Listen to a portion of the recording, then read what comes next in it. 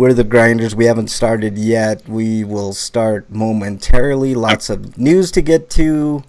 I'm not sure I like the idea of Microsoft buying Ninja Theory though. Yeah, I'm wary of that too. I am wary of that.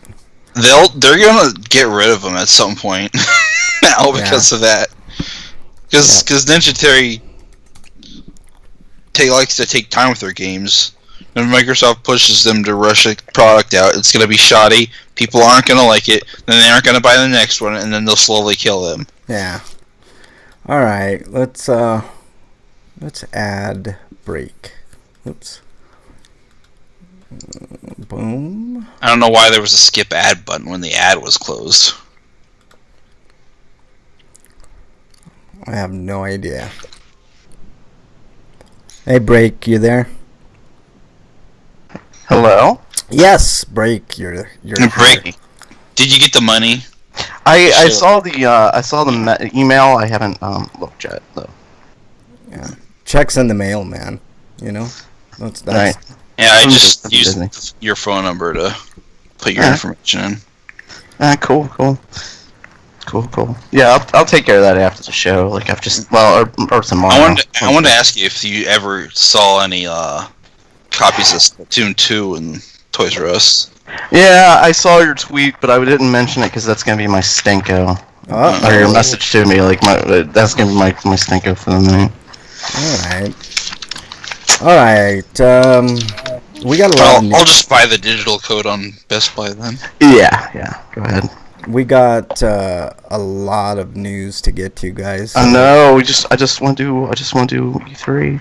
I know. Let's just do this. Let's just do this. The news is kind of part of that, though. Yeah, it kind of is. But let's just rapid fire. If it's an announcement or a date, let's just say the date and move on. Oh my God, there might be stuff we want to talk about. There is some stuff. I saw a couple. So shut up. Here. Stop okay. We have to make you do the first article, though. Who, me? Me? No, Break. Oh, Break. Yeah, for sure. Break. I gotta get it loaded yet. All right. Let me know when you guys are ready to go. I'm good. I'm ready.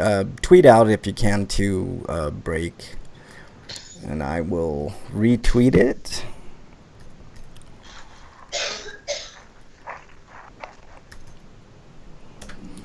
If you're just joining us, we are the RPGrinders. We will be starting the show here shortly.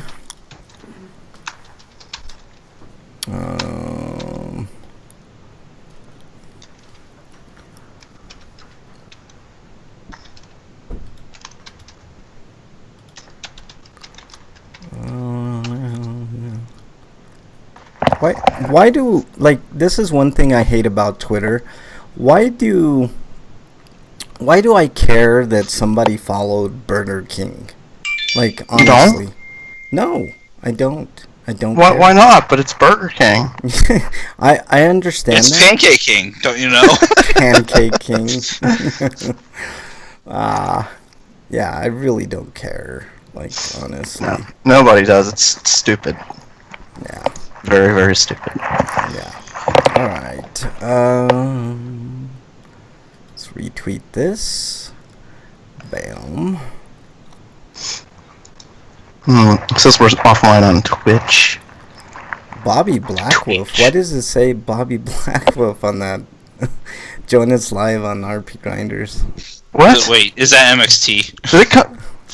Did I click the wrong name? you clicked Bobby Blackwolf. Fuck. Where is it? I gotta delete that then. It's all good. Shit, hold on. How do I delete? Where's the goddamn delete button? delete. Oh man. This show's already. This is already starting to be a really good show, man. I can tell this is gonna be a good one. It's so fuck me. God damn it. What? What?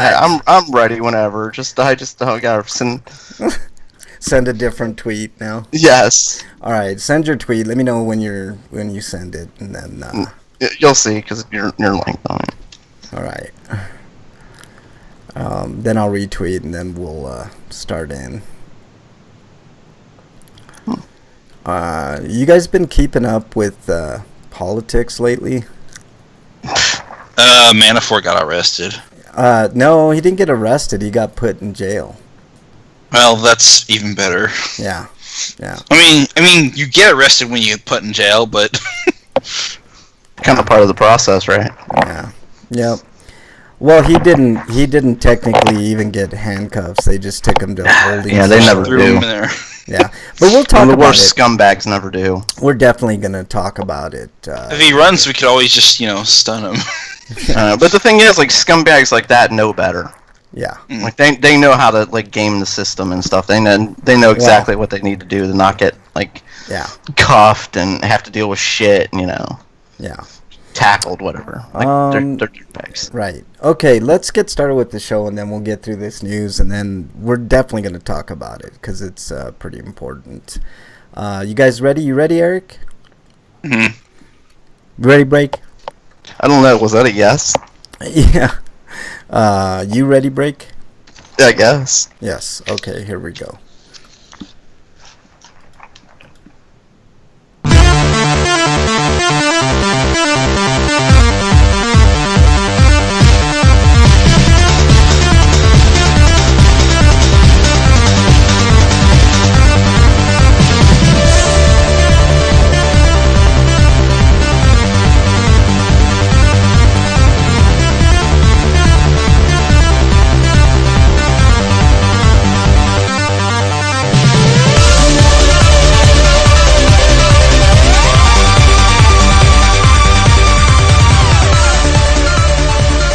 And welcome, everybody, to episode 494 of RPGrinders. I'm your host, Frank Branches, alongside my trusty cohorts, Eric the Great, Breakman the Bold. Fellas, E3 happened. What's up? Break. I'm sorry. I'm distracted because I kind of screwed up Twitter. Now it's going to be a trending topic that. Now you sure blacklist feelings. Yeah, I know. Yes, I noticed. I really screwed up today. Yeah, how dare you? Let's just move along. Let's move along. Eric, how was your week, man? I haven't had a chance to catch up with you this week. It was all right. Yeah. Today for work we had Subway sandwiches. They brought them in. Awesome. That's good, man. Anytime you get free lunch, that's a good day. Let's get started with news. Eric has requested that Break start the news this week. I don't like that request. You don't?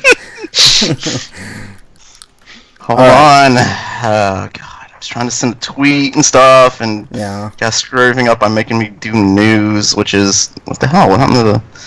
Okay, coming just live from RPG site. Gust reveals a new Atelier-related game, Nelgi and Legendary Alchemist. Yeah. And Koei Tecmo's Gust has just revealed in this week a new game related to the mainstay Atelier series. Because goddamn knows they can't go a year without making another one. At least this one's like best of instead of like let's just do another story. Yeah, it's like this is a spin-off title with a new genre which combines town building with RPG. I like that kind of stuff. This game is being featured in both this week's Famitsu and Dengeki PlayStation magazines, and let's see here, where the general producer Junzo Hozoi and the development producer Kyusuke Kikuchi confirmed that the title is intended to be the festival title for celebrating the 20th anniversary of their long-running Atelier series. After the previous, I'm not reading fucking other titles, and I'm not reading any more of this damn story. I'm done. All right.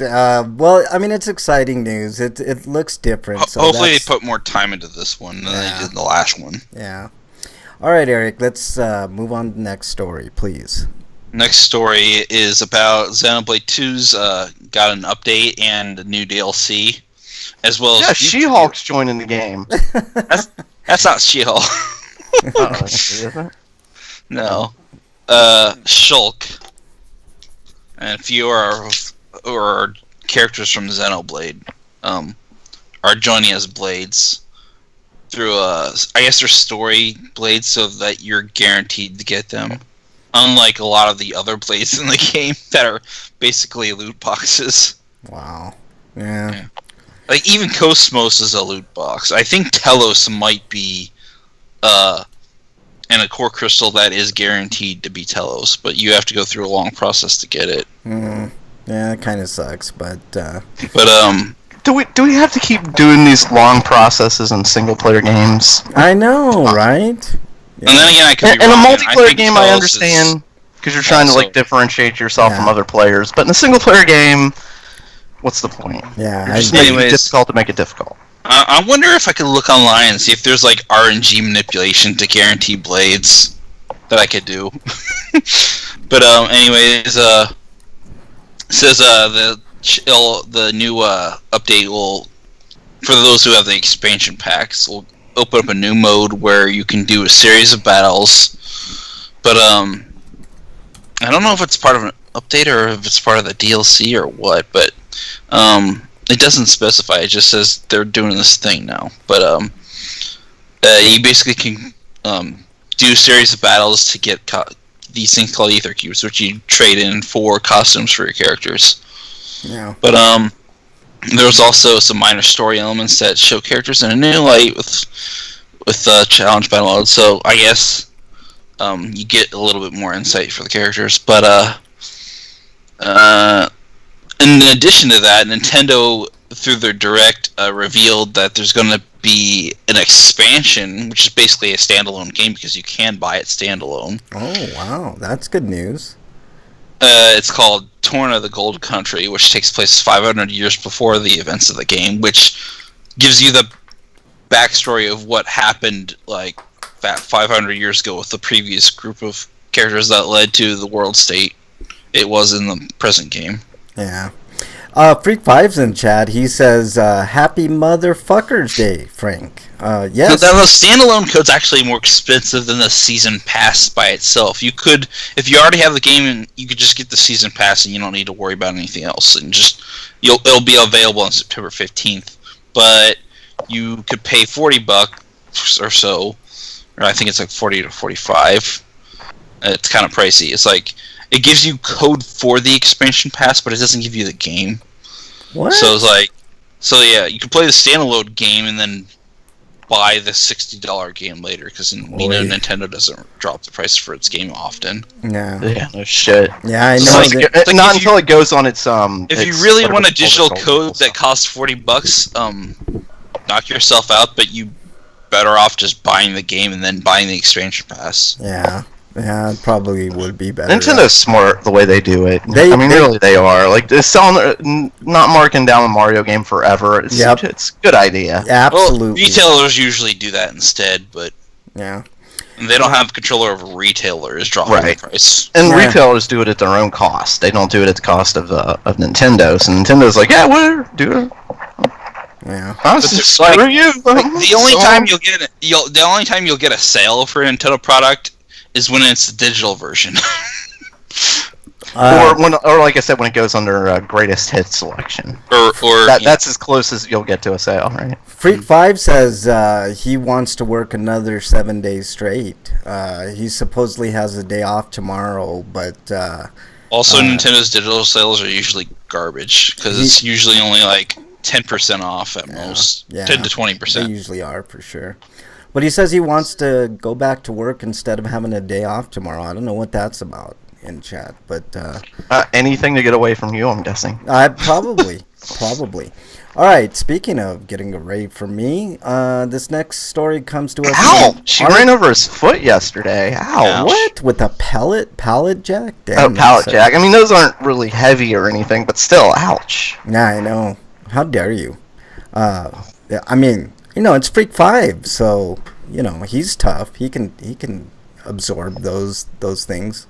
He does everything straight. My foot actually got fucked up because I dropped a pallet jack on my foot at one point.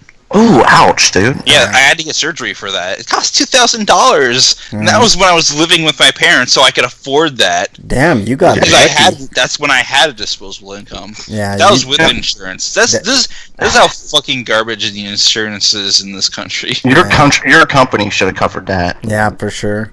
The thing is, I didn't think much of it at first, and then months went by, so I couldn't get workers' comp for it. That sucks, man. That sucks. And months went by before it became a problem. Ugh. Because what happened was that my bone recovered, but it overgrew and it was hitting my nerve. Ouch. Ooh, ouch. Yeah. 3-5 says he got a bruise from it. Damn. I would have reported that shit, man. Fuck that. Alright, this next story comes to us from RPG. Because I don't remember actually hitting my foot, so it was probably something that I didn't notice. Did you hit your head too? No. Oh, okay. Well, you don't remember. I mean, how do you know you didn't hit your head? Exactly. That's what I'm saying. I hit my head a couple other times at work, but I don't remember hitting my head around that time frame. Hey, Eric, let me finish this story, dude. During today's E3 Direct presentation, World Ends With You Final Remix was only instead of a sequel. Sorry. Yeah, exactly. No, I know. There should be a sequel to this game. That's what they're probably doing. And it's one of those games like, here, we promise we're working on the sequel. Here's this. Yeah. We didn't really want this. Fall 2018. Yeah, I know. They call it Final Remix, but they may as well just call it cashing in on old shit. Because The World Ends With You has been out forever. Wasn't it a PSP title to begin with? No, it was a DS game, and then they ported it to the iOS and Android. Yeah. And then they took it off. Yeah. because of the iOS update screwed it up or something. Yeah. And then they put it back on eventually, and now we got this. Wyland's in chat. What's up, Wyland? I see you there. All right, Eric, next story, please. Next story is Monster Hunter World's got a Final Fantasy event. Basically, it says Monster Hunter World adds Final Fantasy XIV's Behemoth in summer 2018. It says earlier during the E3 2018 week, Square Enix revealed a collaboration between Final Fantasy XIV and Capcom's Monster Hunter World, where Final Fantasy XIV will see the addition of Monster Hunter's Ralphalos as a new monster, in addition to appearance of the Palico partner. And Capcom is doing their own, but by adding the Behemoth as a monster to fight. This is breaking news here. Wyland says he might be meeting Bruce Campbell in August. That would be fun. Well, that'd be cool. Yeah, that would. Tell him about us. Maybe you can have him on the show. Yeah, give us an RP Grinder plug. That would be cool, man.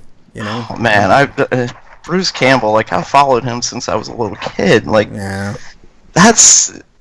Meeting Bruce Campbell. That's how old you guys are.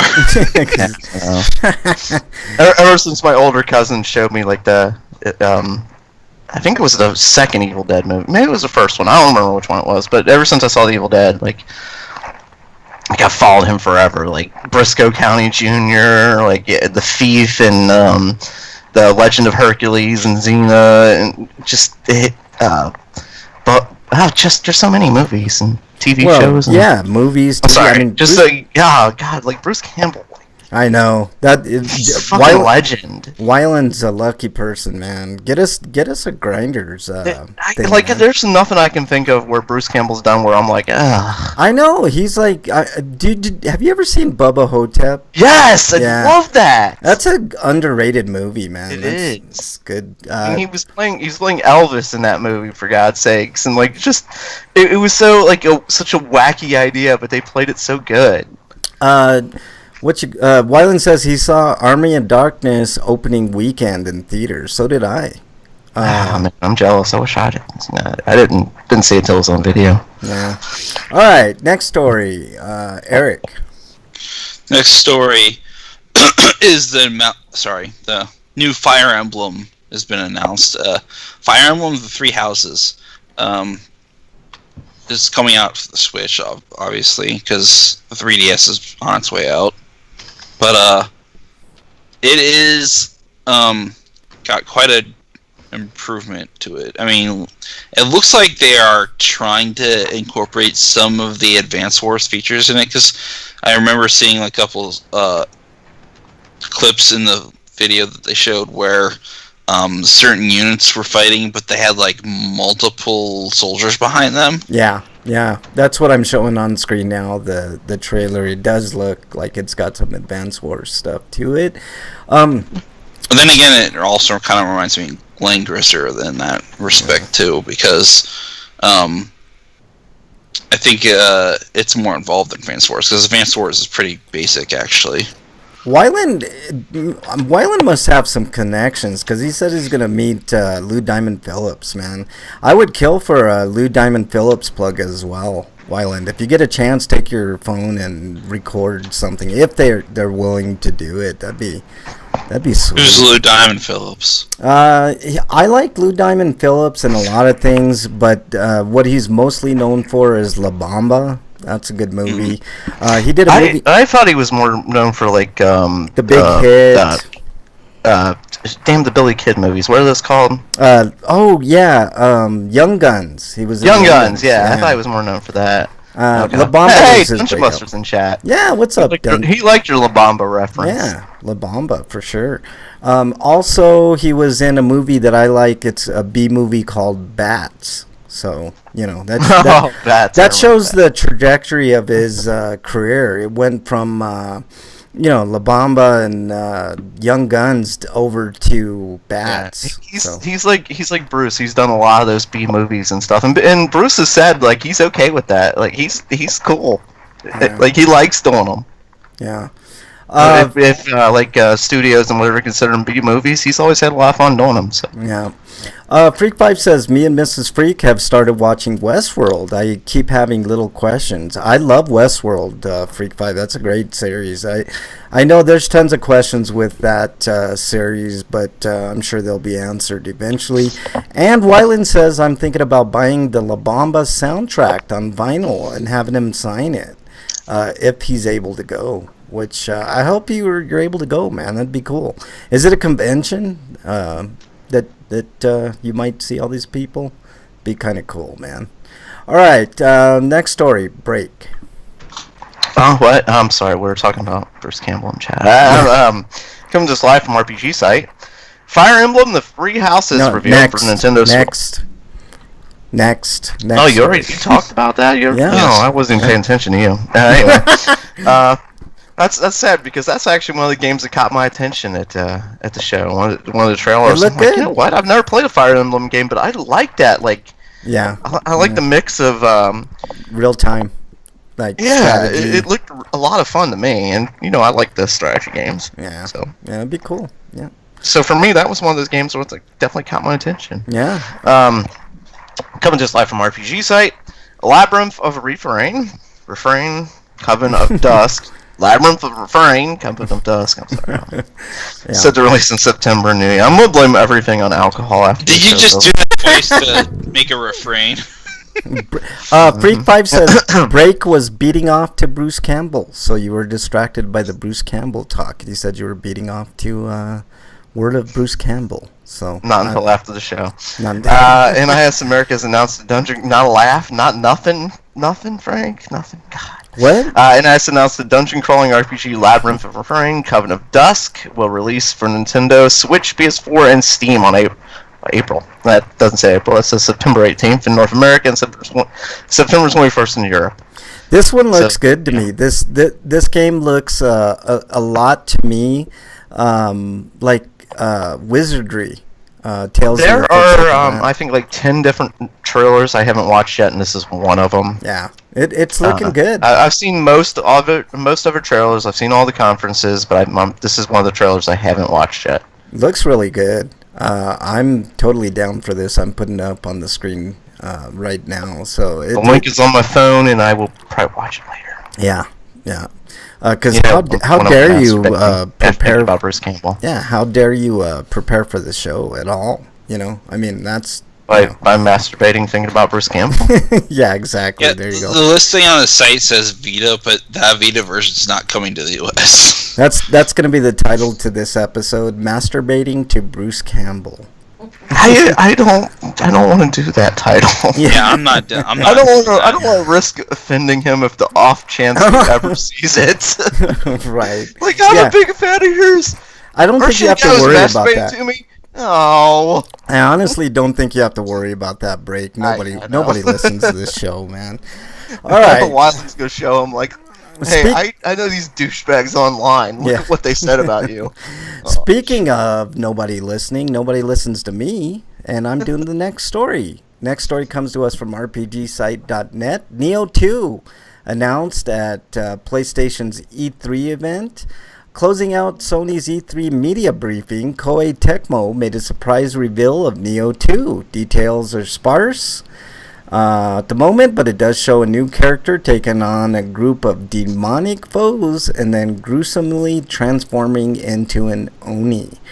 Original Neo first released for the PS4 last February with publishing help by Sony Interactive, followed months later by a complete edition for PC. Specific platform details are yet to be decided. If you turn to Oni, does this mean it's an unofficial Onimusha game? I know, right? Koei Tecmo has posted the trailer, and I played the trailer for chat. It looks good. I mean, from what we've seen, no real gameplay, so that's pretty exciting. We got a lot less of that this year, which made me kind of happy. But this is one of those games where they didn't show us much gameplay; they just showed us more cutscene bullshit. But we got a lot less of that this year than we have before in past E3s. You know? Yeah. Yep. Exactly. All right, Eric. Next story, please. Next story is about something that will make certain people happy, but Yakuza 0 and Yakuza Kiwami are coming to PC. Yeah. These are good games. I haven't played any of them. Dungeon is a big fan of these Yakuza games, and I think Eric is also a pretty big fan of these. I gotta, you know what? I'm gonna wait and get these used, and hopefully I'll spend less money. On Steam? No, not on Steam. On PS4 or something. I don't know. I'm pretty sure you can get Kiwami by itself for $30. Yeah, that's if less I had now, actually. That's if I had $30 to spend. These will run you 20. But if you get it like within a couple, I don't know how long the time frame is, but I think they're currently 10% off now for pre-order. Yeah. Dungeon Button. Dungeon Button. There you go. Dungeon Button. Like I said, I'm blaming everything on alcohol today. Yeah, that's a good point, though. He says, always great to hear Yakuza is reaching more platforms. I'm tired of console exclusives. That's what I want to see. Yeah. I want everybody to have the chance to play games. Everybody's going to mod the game to pretend to play as Majima, because I know people will do that, or they'll mod the game to let you look like Haruka, for whatever reason. Wyland says Resident Evil 2 remake made him happy. We'll be talking about spoilers. That. We haven't got to that point yet. I know, spoilers. Blame Wyland. We already kind of knew about it though, so it's not really a spoiler. Well, yeah, it's one of those. It's one of those big surprises. They should remake Nemesis. We know they were working on it, but now we know what it looks like. Yeah, it looks good. I saw. We'll talk about that later. Freak 5's talking about farting on his sister at work. Let's see what else we got here. Okay, that's about it. He's also talking about visiting her in her house and farting on her. I don't know why he's doing this. Can we move on from fart talk? I have a sister, and I've never once thought about doing this kind of thing that he's talking about doing to her. This is like teabagging, but without the bag. Yeah, exactly. All right, break. Next story. It's far more gross. Oh, too. Shit, can I do this next story? I was about to say, like, you want to do this story. Like, this is the one that you were been waiting for. Yes. This is you. The most exciting news of the entire year coming to us live, to borrow from Breakman, from RPGsite.net. Dragon Quest XI: The Legend of the Luminary E3 trailer special edition announced. So this is exciting, man. It's coming out September. The ridiculously expensive editions. There's no price here. How? No, you guys scroll down. I see. Oh, here we go. $149, which means I will never be able to for that purchase price, it. can I get a real slime? Yeah, exactly. Like make a slime for Give me. me the full soundtrack too. I was like, why not? Yeah, no shit. Like it's a bit ridiculous. I can't wait for this. It is a symphonic suite version of the soundtrack, but it's not that and the soundtrack. Yeah. I wish, man, but $149 is pretty steep. At $100, I would consider getting it, but that's out of my price range. That's like, buying another DS or something, like a 3DS. I think the edition of Light is just the day one edition. Yeah, that's fine. $60, But yes, I'll be saving my pennies for this one for sure. All right. Man, the trailer looks good. Have you guys seen the trailer? Like Freak's saying, like his sister was older and she was mean to him and stuff. Like my sister's older and it was the exact opposite. Like me and her had a great relationship. Do you want to cover what the edition of Light or the edition of Lost Time actually offers you if you play this much? Let's see. The edition of Lost Time comes with a compendium, hardback book, a symphonic suite, which is pretty cool, 2-disc, map of Erdrea, collectible steelbook case, which I kind of like steelbook cases, but I don't like it as a selling point. Edition of Light version of the game, edition of Lost Time bonus DLC, Pep Pop, fantastic fizzy drink that immediately peps up all active allies. That sounds like it's sounds like that one skill where you could do tension, raise your tension level. Yeah. Additional Light also includes the following bonuses: Supplicant, a clairvoyance card imbued with the power to restore MP; Healer, clairvoyance card imbued with the power to restore hit points; Seed of Skill ×3, Nifty Nut that confers a extra skill point upon anybody who eats it, consumed upon use. So I don't know. This is exciting news to me in particular. I didn't get a chance to play 10 because obviously they didn't bring it over, and I'm bummed about that. But I'm super excited for 11. So yeah, there you go. All right, Eric. Next story, please. Oh, hold on. I remember when all of those extras were free with PC games back in the day, like a cloth map and a real manual. None of those they weren't over $100. No, like those products literally cost them pennies to maybe $1 and cents. Yeah, none of that cost them a lot of money. Like they've got deals with the companies that make them, and it's absolutely ridiculous the prices. Even if you were to account for inflation, it still wouldn't add up to very much. Yeah, Square's selling this at a markup. Yeah, I remember that. Right. When I was charged like $150 is absolutely ridiculous. When I was still playing PC games, I played Baldur's Gate, I think, and it came with a really nice map and all that shit. I agree. He says, Dungeon says, the past didn't exist. Don't look back. Yeah. I'm really excited. And I know we rag on you for your love of Dragon Quest, but I love the Dragon Quest series too, and I'm really excited for this game. Yeah, you need to get a PS4, man. I mean, this to me that if I did, that was another game where I saw it was like, oh, that's only coming to PlayStation. Yeah. You need to get a PlayStation, man. I mean, we need to end this fucking console exclusive bullshit. It's such. Well, it becomes harder for a developer or publisher to sell a game when it's on multiple platforms. Yeah. Because then you have to find somebody to develop that version. The thing is, I can't imagine playing Dragon Quest on anything but a PlayStation, as weird as that sounds. But stranger things have happened. I mean, Final Fantasy made it. To see that I was coming to the West was really cool, though. Yeah. Freak 5 says, I remember Final Fantasy IV for the SNES. The manual was thick as fuck and had a pretty decent beginning strategy guide. Yeah. Yeah, we've talked about manuals many times. We don't want to go down that route again because we'll be off on it. Dungeon says, we got a lot to talk about. Phantasy Star 2 came with a hint guide for free along with the manual. Yeah.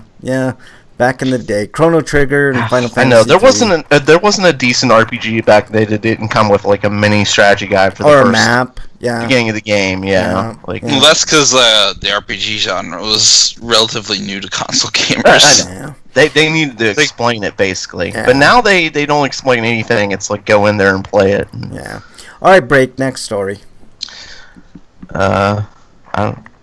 Are we on the North? Are we on the Fist of the North? I like how the Phantasy Star trilogy on GBA sort of had like a handy little map that reminded me of Dragon Quest days. Because I actually wanted to do the next story after okay. Eric, next story. Thank you. Okay, next story is Hokuto Gokotoku comes to the West as Fist of the North Star Lost Paradise. Anyways, localization will feature an English dub, which is interesting because Fist North Star did have an English language track, so it's not uncommon that this wouldn't. But even though like most of the Yakuza team's games have been Japanese only, very violent. I think the only one they did that had an English dub in the last several years was Binary Domain, but that's like the only one. I remember. Okay, I'd be really pissed off if it wasn't very violent. Like this is Fist of the North Star. Yeah, it is a violent game.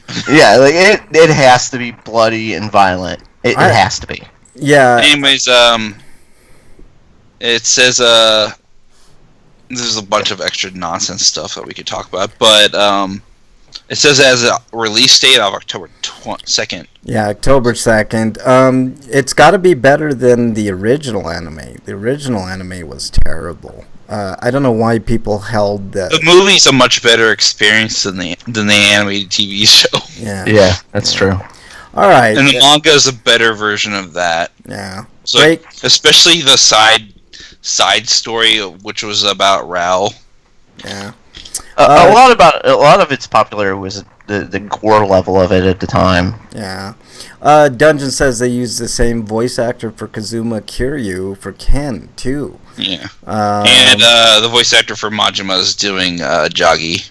He did say it was pretty violent. You can watch people explode. So yeah, that's all fine and good, and the game actually looks really pretty. I'm guessing that Kenshiro's heat actions are going to be the parts where he makes people's heads explode.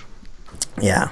All right, Nice. Eric. Next story. Oh, I'm sorry. Break. Next story. Oh, I'm actually disappointed because this isn't the story I thought it was. Coming to this live from RPG site, Fallout Shelter comes to Nintendo Switch and PlayStation 4. Yeah. There you go. I thought this was the Fallout 76 talk that we're. This game has been out for a while, right? I mean, Fallout. Yeah, it's really big on iOS and Android. Yeah. Yeah. All right. So this is basically a port. Well, I don't think it's a port. I think it's designed for. That's going to lead me to one of my points of contention with the Bethesda Prester. Yeah. and their supposed Switch support. Yeah. All right, Eric. Next story. Speaking of Bethesda, the Elder Scrolls Blades, which is basically a combination of Severed and Infinity Blade, but Elder Scrolls. It's available. It's going to be. It's available on iOS and Android right now, and it's free. It's not available right now. Like the early access. Early access is. Yeah, the game's not actually going to be out until September, I think. Has anybody seen what this looks like, or what type? Yeah, they showed a video of it. I didn't get a chance to see it. Did it look good or? It reminded me of maybe like a Kingsfield type look to it, like a first-person dungeon crawler. Dungeon says Elder Scrolls Infinity Blade. So there you go. When you pummel people enough, you build up your heat, then you can execute. Oh, he's talking about the. Yeah, I'm talking about how Yazuka plays. Yeah. Okay. Yeah.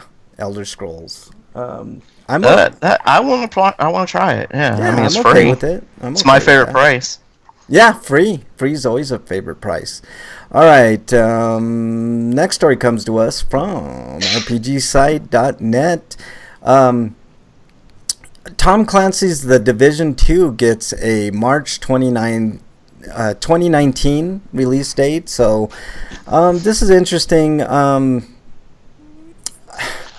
Did you play The Division?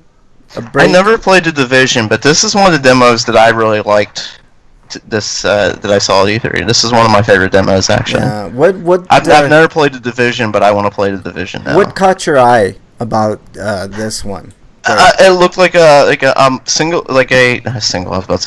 story-driven multiplayer experience where it's PvE. Mm-hmm. You know, like you're not going up against you're not playing against each other. You're playing against the computer, and it sort of reminded me of Siphon, like back in the day, like Siphon the old Filter. Siphon Filter Omega, that type where you're working together and type of strategy to take on the enemies.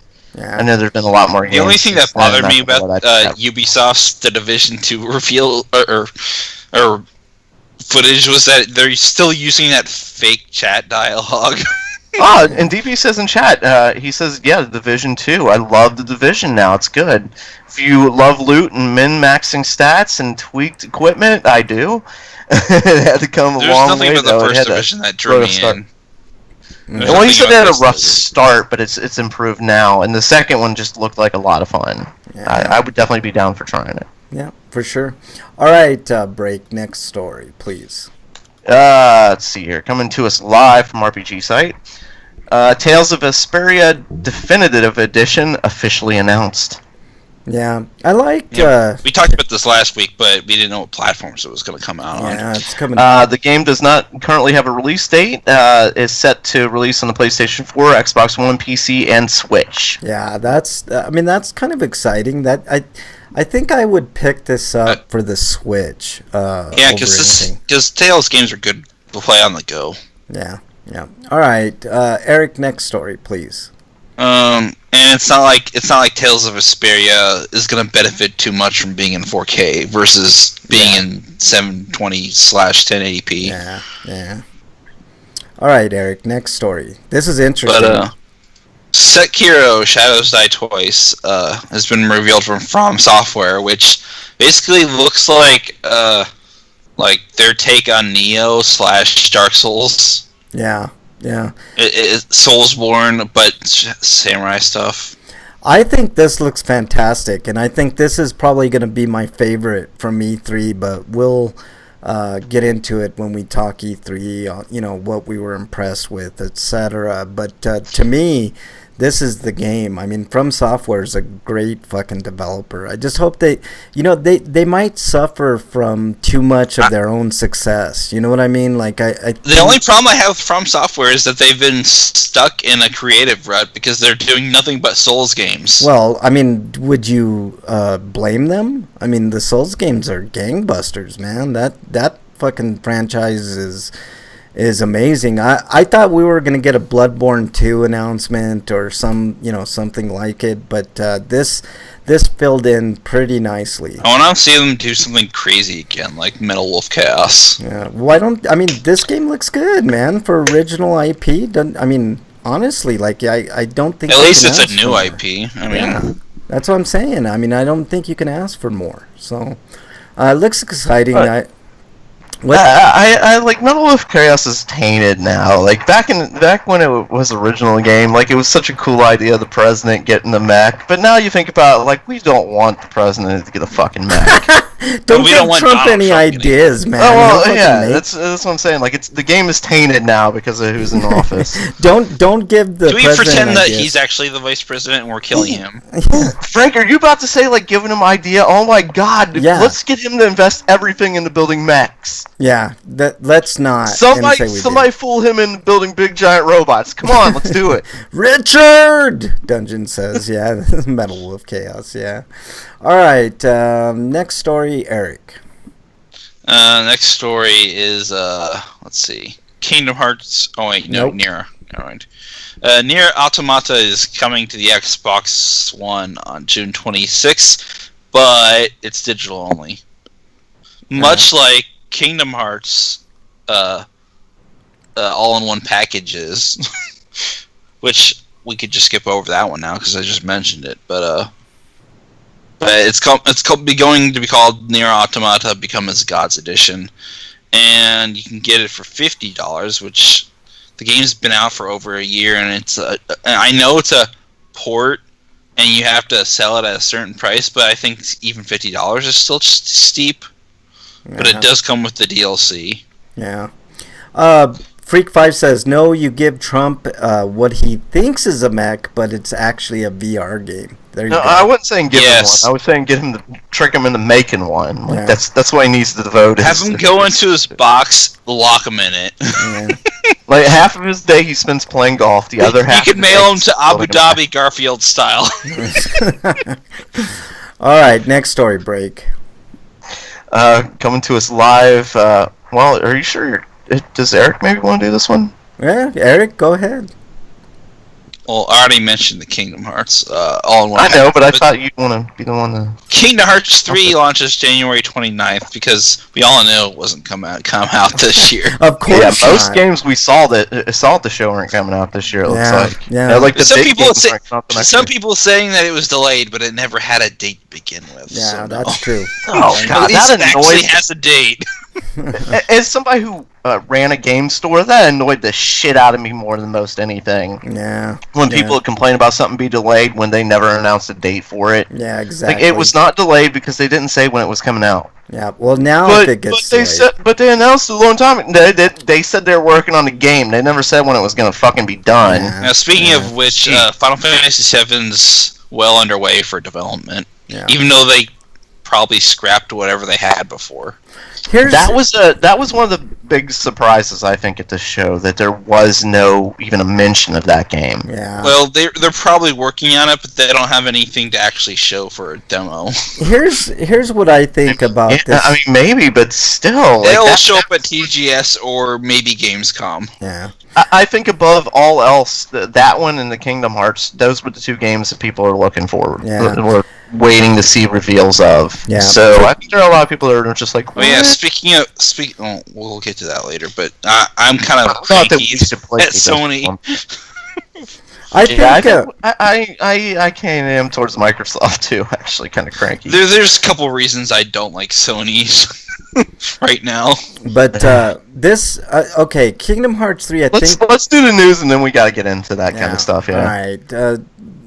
And you mentioned... Oh, yeah, Frozen's, of course, a world in Kingdom Hearts 3. Which is fine. And why the fuck are you doing Pirates of the Caribbean with Johnny Depp, who's an abuser, and you should have completely removed yourself from?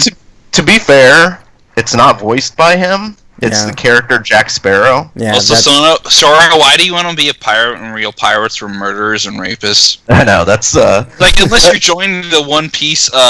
Straw Hats crew, you don't want to be a pirate. One Piece Straw Hats. Yeah, well, I mean, even in their world, they're still like the good so-called pirates. There was one game that's actually like where you can be like the pirates of real life. Like they actually made a joke about that. Like these other pirates games coming out and they're like glamorizing pirates. Like pirates were pieces of shit, dude. Yeah. Like really, like they were robbing, killing, raping, pillaging. Basically, what they do now.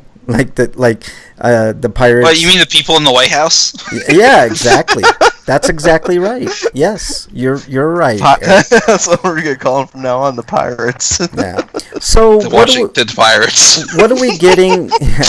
What are we getting with the Kingdom Hearts all-in-one package, Eric? Oh yeah, that's also a digital release, but it is basically has every Kingdom Hearts game. So that's Kingdom Hearts, Kingdom Hearts 2. Kingdom Hearts Chain of Memories, the 2 movies, Recoded, and 385 over 2 days. And then there is Kingdom Hearts Birth by Sleep, and then there's the 2.8 final chapter prologue, which contains like 2 side game, like mini game things, story content, and the HD version of Dream Drop Distance. Yeah, that's cool. $99 is along with Kingdom Hearts 3. That's a good deal for all those games. I'd say that's solid. If you have an extra 100, that'd be the way to go. You get all the games. I mean, that's $100 for what'd you say, 5 or 6 games. But I think they're also doing it for PS4. But I think the 360 is getting it as well. Maybe. Dungeon says we even have Speak Like a Pirate Day. Pirates have completely lost their savage rep. Yeah, they're now they're cute costumes for Halloween and cartoons. Exactly, they're sexy pirate looks. Like, have you noticed? I doubt there are many women that were pirates. I'm not gonna be against those scantily clad outfits. Breakman, are you advocating that they get rid of those? There's a sexy version of every outfit. Yeah. Oh wait, the all-in-one package is just PS4 only. So it's like, yeah. If you have Xbox One, you can play Kingdom Hearts 3, but if you've only ever owned an Xbox, then fuck you, I guess. Yeah, pretty much. And they can be fun games. DB's Pirate Buster, as I was about to say. Dungeon Buster loves pirate games, is what he says. You have it in for Dungeon Buster today. I blame the alcohol, man. Alcohol. All right, next story break.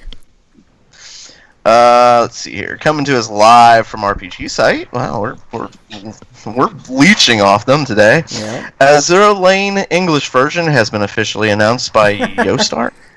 Yeah. Yostar Limited has announced they'll be releasing the English version of Azure Lane. Why is that your first fucking sentence? Jesus. I know. I'm skipping to the next paragraph. Azure Lane is a mobile shooting RPG featuring personifications of mostly World War II era warships developed by Chinese companies like Manju. 2U's, I'm just guessing that's how it's pronounced, and Yongshi. Concol, but not Concol. It was first released in China in May 2017 and later made its way to Japan in September. Yeah. Many people may think that Azure Lane bears a striking resemblance with Conte Collection. I don't care. Since then, Azure Lane has enacted a number of collaborations with other IPs such as Compile Hearts, Hyperdimension Neptunia, Wargaming's World of Warships, and even an upcoming one with Sunrise's mecha anime show, Armored Troop Votons. This looks good. Yeah. I think this looks good. At first it looks more interesting than Concol, at least. Yeah, it definitely looks interesting for sure. So this is probably one to you keep in mind as we look forward to. There's a lot of shit going on screen. I can't tell what the fuck's going on though. Dungeon says Pirate Buster. Arr! Yeah, there you go. I guess he liked it. Well, good. Yeah, so there you go. I guess that was better than Dungeon Butt. But Dungeon Button is what you tried to call him last time. Dungeon Button? That's not what I said. Yeah, that's exactly what you said. You said Dungeon Button. It's like something you put on a soundboard. Yeah. Dungeon Button. All right, next story comes to us from RPG site as well. Remilore Lost Girl in the Lands of the Lore out this winter for the PS4, Xbox One. Switch and PC. Features embark on the adventure as Remy and her companion Lore, who are sucked in to the magical world of Ragno and need to find their way out. Hack and slash, melee and range combat, journey through the procedural levels. It basically, to me, this I got the vibe that it looks sort of like Bastion. I don't know. I don't know if you guys had that same feeling. Oh, roguelite. Yeah, it looks okay. It looks good. It's it's definitely something to look at. But I don't know what I think Bastion just came to mind because I saw the way that the levels were kind of designed. But it looks good. Looks really good. All right, Eric. Does the host talk shit about you in this game? The announcer, I mean. Yeah.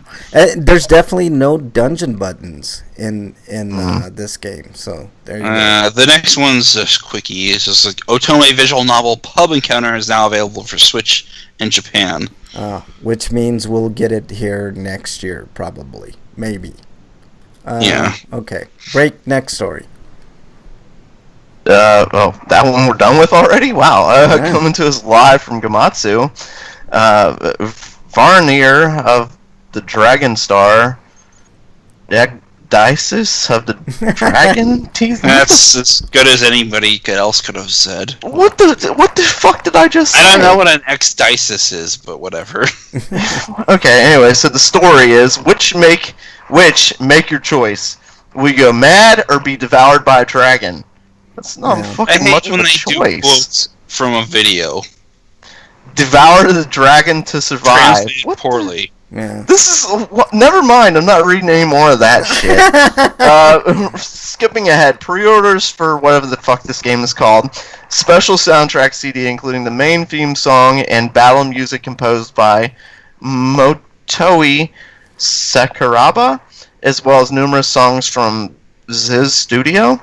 Replica autograph card application serial code to win a replica autograph card with a character illustration drawn by Sunako.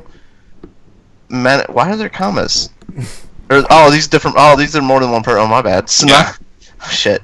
I thought it was like one guy. My bad. Sunako Manamitsu Kai Nanameda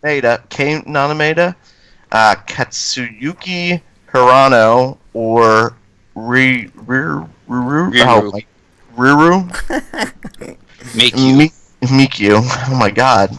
That first name's rough. 200 winners for each of the 5 cards. I'm sorry I'm butchering people's names. If these weren't real people, I wouldn't be upset. Sunako sounds like just like a handle. So, it's not a real name. what is this? Okay. So this is kind of like the old days when a lot of Japanese developers, instead of putting their names in games, they put like like their code names and stuff like that. Yeah, no, it's kind of like Drake calling himself Drake.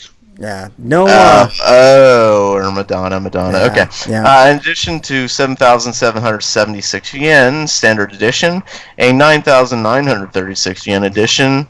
Limited edition of Varnier of the Dragon Star will include the following: Sunako. Mm-hmm. Did you say Key? Yeah. Is it Key? I think. K. K. Jesus. K. Nanameda and Katsuyuki Hirano. Illustrated original box featuring 3 heroines. Yeah. Not free heroin. Just No. just to clarify. Visual book loaded with secret illustrations only found in this book. Witch Grimoires, short storybook set, 5 storybooks that tell the never before told story of the witches. Cast read aloud CD, wow, in which the members of the cast reprise their roles and read aloud character stories. That's kind of really cool. good. Yeah, that's really good. Yeah, clear bookmark set including 5 bookmarks with illustrations of the protagonists and 4 heroines. You know, I'd probably never listen to that. We usually don't get the radio drama or reading stuff because it's like you'd have to make it a video file because unless you know Japanese, you're not going to understand anything. Yeah, and obviously this is for Japan only, but it'll be out October 11th. Yeah, too bad. I'd like to play this for sure. Dungeon says the quest for the dungeon button. It summons dungeons, so make sure no one is standing nearby when you push it. Exactly. What kind of dungeons? Yeah. Dungeon Sex buttons. dungeons. Sex Yes, dungeons. that's what I was hoping you'd say. Exactly. Sex dungeons, for sure. All right. No homie discounts other than what's going on PlayStation Store. I know PlayStation Network's having a huge sale. Lots of stuff to get on the PlayStation. So and is Xbox. Yep. And Nintendo. Yeah, Nintendo's actually having Nintendo's selling sale. Splatoon at like $40, so that's like There you go. good. But like so is Best Buy, but it's still a digital code. But you get Best Buy points, so why not? Yeah. All right. And I know games like Mortal Kombat 40, and I'm going to call it 40 because it's XL, and I'm going to go up the Roman numerals, and I know that'll irritate some people. Yeah, so no, that's fine. Mortal Kombat 40 is $10 right now, so I bought it. And let me see, the Killer Instinct game I know is all like the complete edition is also $10, so I think I'm probably going to buy that too. Freak 5, it's actually Black Call of Ops. Duty's free for the weekend. So Wyland can kick my ass in them. Destiny 2, is that still free? That was free. Yeah. Call of Duty 3 is free. Freak 5 says, I think you're talking about Black Ops 3 is free with PlayStation Plus. Yeah, for the weekend. Yeah. Let's see. Any Twitter questions? But I think that's like multiplayer only at that point. I don't think you can play the campaign. Maybe you can. I don't know. Any Twitter questions or comments, Break? I heard the campaign sucks for 3.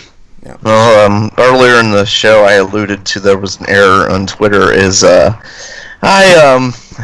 me go ahead and Somebody not named Black Wolf.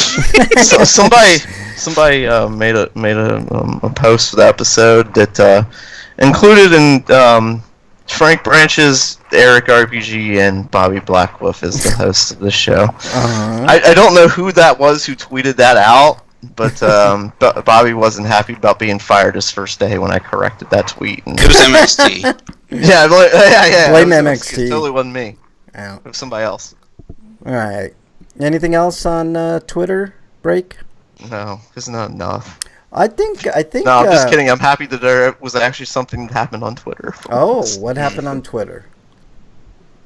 Anything? That's it. I just told you. I thought Bridget sent you a question, man. I don't know. That's why you're asking? No, I don't see anything on here. He doesn't see anything on Scrolling. Nothing? Okay. June 14th, June 13th. Well, let me go further.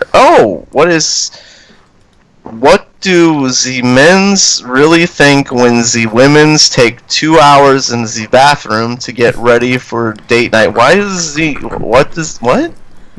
the German? Yeah, that's what I'm kind of wondering. Like, I did see that tweet. I forgot all about it, actually, because you sent it to me, like, last week. Yeah. So what do we think? So why did you do this to me? What do the men's really think when the women's take 2 hours in the bathroom to get ready for date night? Well, the Mrs. Breakman doesn't take 2 hours to get ready. Well, that's the answer. Like, what? Isn't that kind of so? sexist? Let's come. I guess. Let's come up. So I mean, that would kind of bother me. You're gonna paint all women with that brush, huh? So that would kind of bother me if I wasn't a gamer, because if I was a gamer, I'd just be like, well, whatever you're doing, I'm just gonna play Xbox. Do whatever you're doing. Okay. Oh, okay. So gaming as a way to stay sane when you're waiting for your girlfriend, wife, whatever, to get ready to go. Well, I'm saying I don't have that problem because she doesn't like take 2 hours to get ready. Yeah. All right. So there's your answer, Bridget.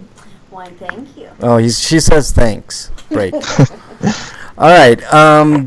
Freak Fight says, did you check your DMs? Bridget is sliding into Break's DMs. Probably not. All right, let's move on. What have you been playing, Breakman? I have been playing. Well, I'd been playing some more of the Star Wars Battlefront 2, which I am really enjoying. They really have answered, I think, almost all the complaints of the first game. Good. That's good. It's a lot of fun, and I know everyone was upset about the loot boxes, but they took all that shit out. Although I hear that Battlefield 5 is not going to have them. Yeah, I mean, at least until people don't look and they do it. until people are over it, in like a couple, maybe a year or two, they might try it again. Yeah. But they've done things like they've actually announced that there's going to be the Clone Wars DLC. Oh, nice! That's pretty really soon. cool. Like they're updating it and everything. Well, Rebels I don't know about. They just announced the Clone Wars. Like they're going to add characters like Obi-Wan. Finally, that'd be pretty awesome. I'd probably play Obi-Wan a lot. So that's cool. And I also since there's a sale going on, I decided to buy a game, Mortal Kombat 40. I've never heard of this game that Freak 5's played called Don't Bite Me, Bro. I don't know, but I'm wondering interested. what the hell it's about.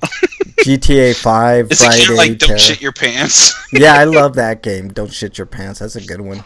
He also has been playing GTA 5, Friday, Terra. Some of those games I don't know what they are. Battlefield 5 won't have any. At least that's what they said on stage, Dungeon says. Meanwhile, Black Ops 4 Season Pass has sparked a dumpster fire. Yeah. Fuck Black Ops 4 for not having a single-player campaign and an exorbitant Season Pass. Yep. Okay, what else, Break? What else you been playing? Activision scummy fucks. Right. Eric, what have you been playing? I've been playing more Bad Apple Wars. I'm on the third storyline now, and I'm like halfway through that one, so I just got to do that one, the fourth one, the final one. Yeah. And I decided to pick up Xenoblade 2 again because the DLC is coming out in September, so I get it let out on that. So, there you go. and I played this really bizarre short RPG called The that's most striking feature is its artwork, which is constructed entirely of paper and hand-colored drawings as if a child drew them. Weird. With a child with bad artistic skills. Yeah. Freak Five says, and it's like bizarre in the sense that a game like Off or Undertale is odd. Yeah. You're criticizing my artwork now? God. I didn't know you had childlike artwork skills. Freak 5 says, Terra and Don't Bite Me Bro are free on the PlayStation Store. In fact, when you're walking around the map, like, you could see where the seams where the different papers intersect. Yeah. That's pretty cool. That is cool. Dungeon says, I've been playing Dishonored, Death of the Outsider, Division, and Metal Gear Survive, only to realize that no one plays Metal Gear Survive anymore online. Yeah, I know, man. Is it your first mistake even playing Metal Gear Survive? Yeah. So he said he wanted to go farming, so... Yeah. Yeah. That's kind of like what I had with, what was that game that I wanted to play, and I logged on and nobody was fucking playing it anymore. I think it was one of the Red Faction games. Oh well. These I was really disappointed. Yeah, MMO. I knew it was an MMO. No wonder I didn't know about Terra. But that's cool if you're into MMOs. All right, I've been playing Uncharted, Marvel Puzzle Quest, of course. I'm about halfway through with the first game. Guys, I gotta tell you, they did a good job with the remaster of Uncharted 1, at least. I haven't even gotten to 2, and I'm pretty impressed. It looks really good. All right, no reviews this week. Let's go to our Stinkos break. Actually, I do have one. I forgot to mention it. Okay, hang on. Okay, go ahead. Haikura, what's your review? Oops, it's Haikara, sorry. Haikara-san, Here Comes Miss Modern. It is a movie that takes place in the early Meiji Restoration of Japan. So they're trying to get modernized, and I guess this character whose name's Benio. She's a part of this. She's in the school for girls, specifically for the purpose of becoming good wives for husbands that they get through arranged marriages. Because arranged marriages was a big thing, even in the West, but especially in Japan. Mm-hmm. And she kind of bucks the trend. She's independent and much as again of her parents, but she ends up meeting this guy that she ends up liking, but it turns out that he's actually her arranged marriage partner. And wait, she likes him? I mean, that sounds like not a at first. At first, she's just on friendly terms. But she unless she doesn't really like him. She kind of still wants to be rebellious because, like, I don't want to be forced into a marriage. Then I may not like this guy. But she ends up falling in love with him. But okay. Well, the way you said it at first didn't it sounded like she was already into him. And it's like, hey, look, this guy you love. Guess what? You're destined to marry him.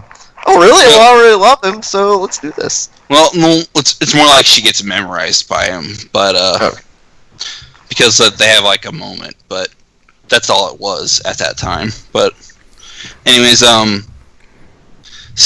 yeah, it is a good progressive movie, despite the fact that like she kind of ends up falling in love with the person who she was basically destined from birth to marry, because like basically there's an agreement between their two houses that the next heirs of their respective families should marry, but because of something that happened like years ago that kind of tore these two lovers from their families apart. But I guess no one was able to fulfill that until now because they've all been like male heirs. But and gay marriage was illegal. Well, I don't mean to call it gay marriage. I mean, no, I'm not talking about gay marriage. I'm talking about the fact that like both families had male heirs. I know. I was making that joke. Yeah. All right. But so yes, gay people getting married wasn't a thing back then either, though. Yeah, so that was kind of my point. But yeah, just tasteless joke. So what are you? But yeah. But anyways, it does leave off on a cliffhanger because this is a part 1. Because he gets sent off to war and then something happens, and then she goes to find out what happened to him, and that's where the movie ends. Yeah. All right. So what are you giving it, Eric? I'm gonna give it an 8.5. All right, that's pretty good. I might give it a higher score based on how well the second one turns out. All right. Freak Five says, anyone else watching Cloak and Dagger? I'm definitely interested in that, Freak Five. I haven't gotten to it. I've got so much other stuff to watch, but that's high on my list, Cloak and Dagger. I want to give a quick review. Another superhero show that we don't often talk about, but show is called Legion. Yeah. It's weird and wild, and it always keeps you interested if you don't even know what's going on. It's a lot of fun. It's a 9.5. Watch it. Okay. Wow. Here's like let me give my basic explanation. I just finished season 2. With the first season, I watched the first episode and didn't really understand what was going on. Mm-hmm. But knowing that this is a X-Men property, I'm like, okay, I still want to watch it. By the end of the second episode, I didn't know if I wanted to watch it anymore. Yeah. Because I was kind of confused. I was really confused and just kind of watching it like, I don't know what I feel. And then by the third episode, I couldn't stop watching it.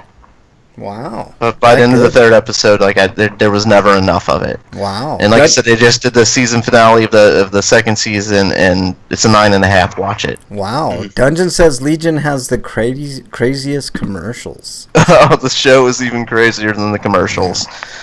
All right, that's awesome. It had one of the most awesome fight scenes in this season finale, because it was half acting and half animated drawing. It's just it's a really crazy show. Yeah. Supernatural had an episode where they were stuck in a Scooby-Doo episode. I saw that episode. That was kind of cool.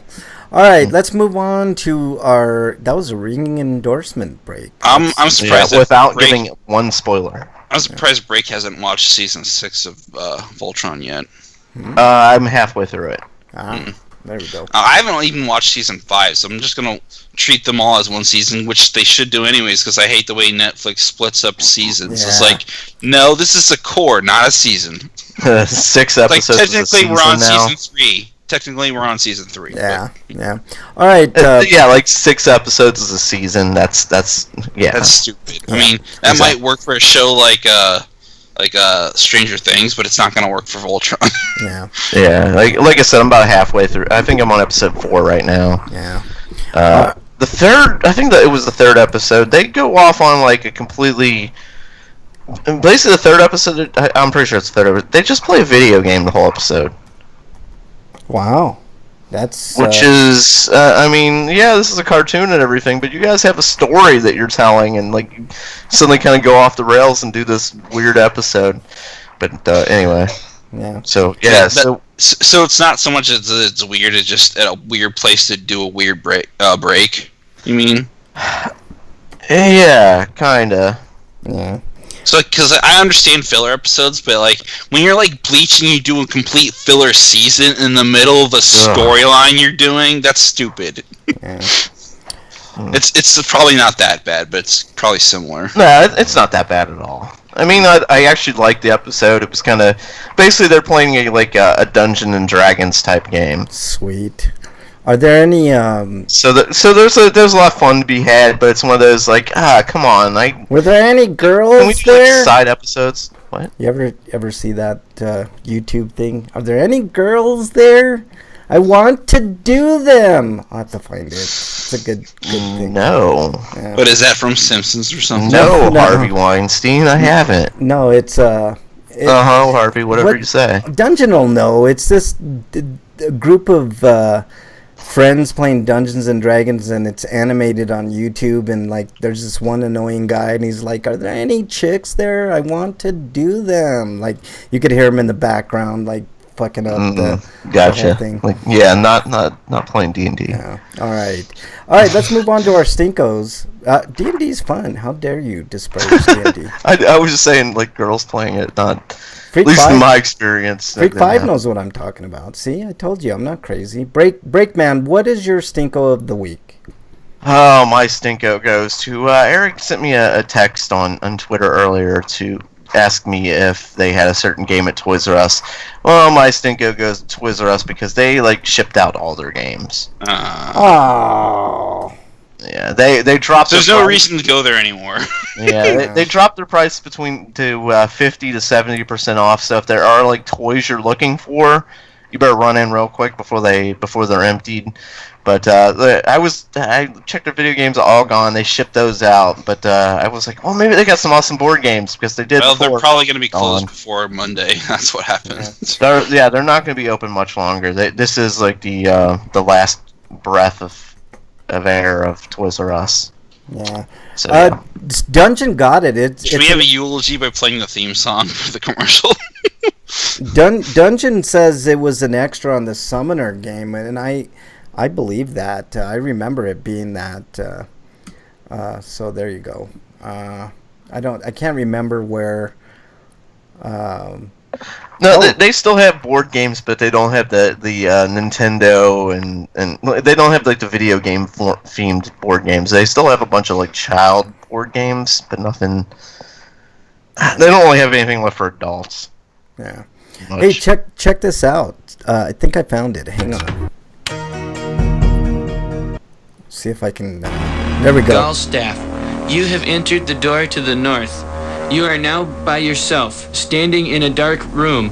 The pungent stench of mildew emanates from the wet dungeon walls. Where are the Cheetos? They're right next to you. I cast a spell. Where's the Mountain Dew? In the fridge, duh! I want to cast a spell. Can I have a Mountain Dew? Yes, you can have a Mountain Dew, just go get it. I can cast any of these, right? On the list? Yes, any of the first level ones. I'm gonna get a soda. Anyone want one? Hey, Graham, I'm not in the room, right? What room? I want to cast Magic Missile. The room where he's casting all these spells from. He hasn't cast anything yet. I am, though, if you'd listen. I'm casting Magic Missile. Why are you casting Magic Missile? There's nothing to attack here.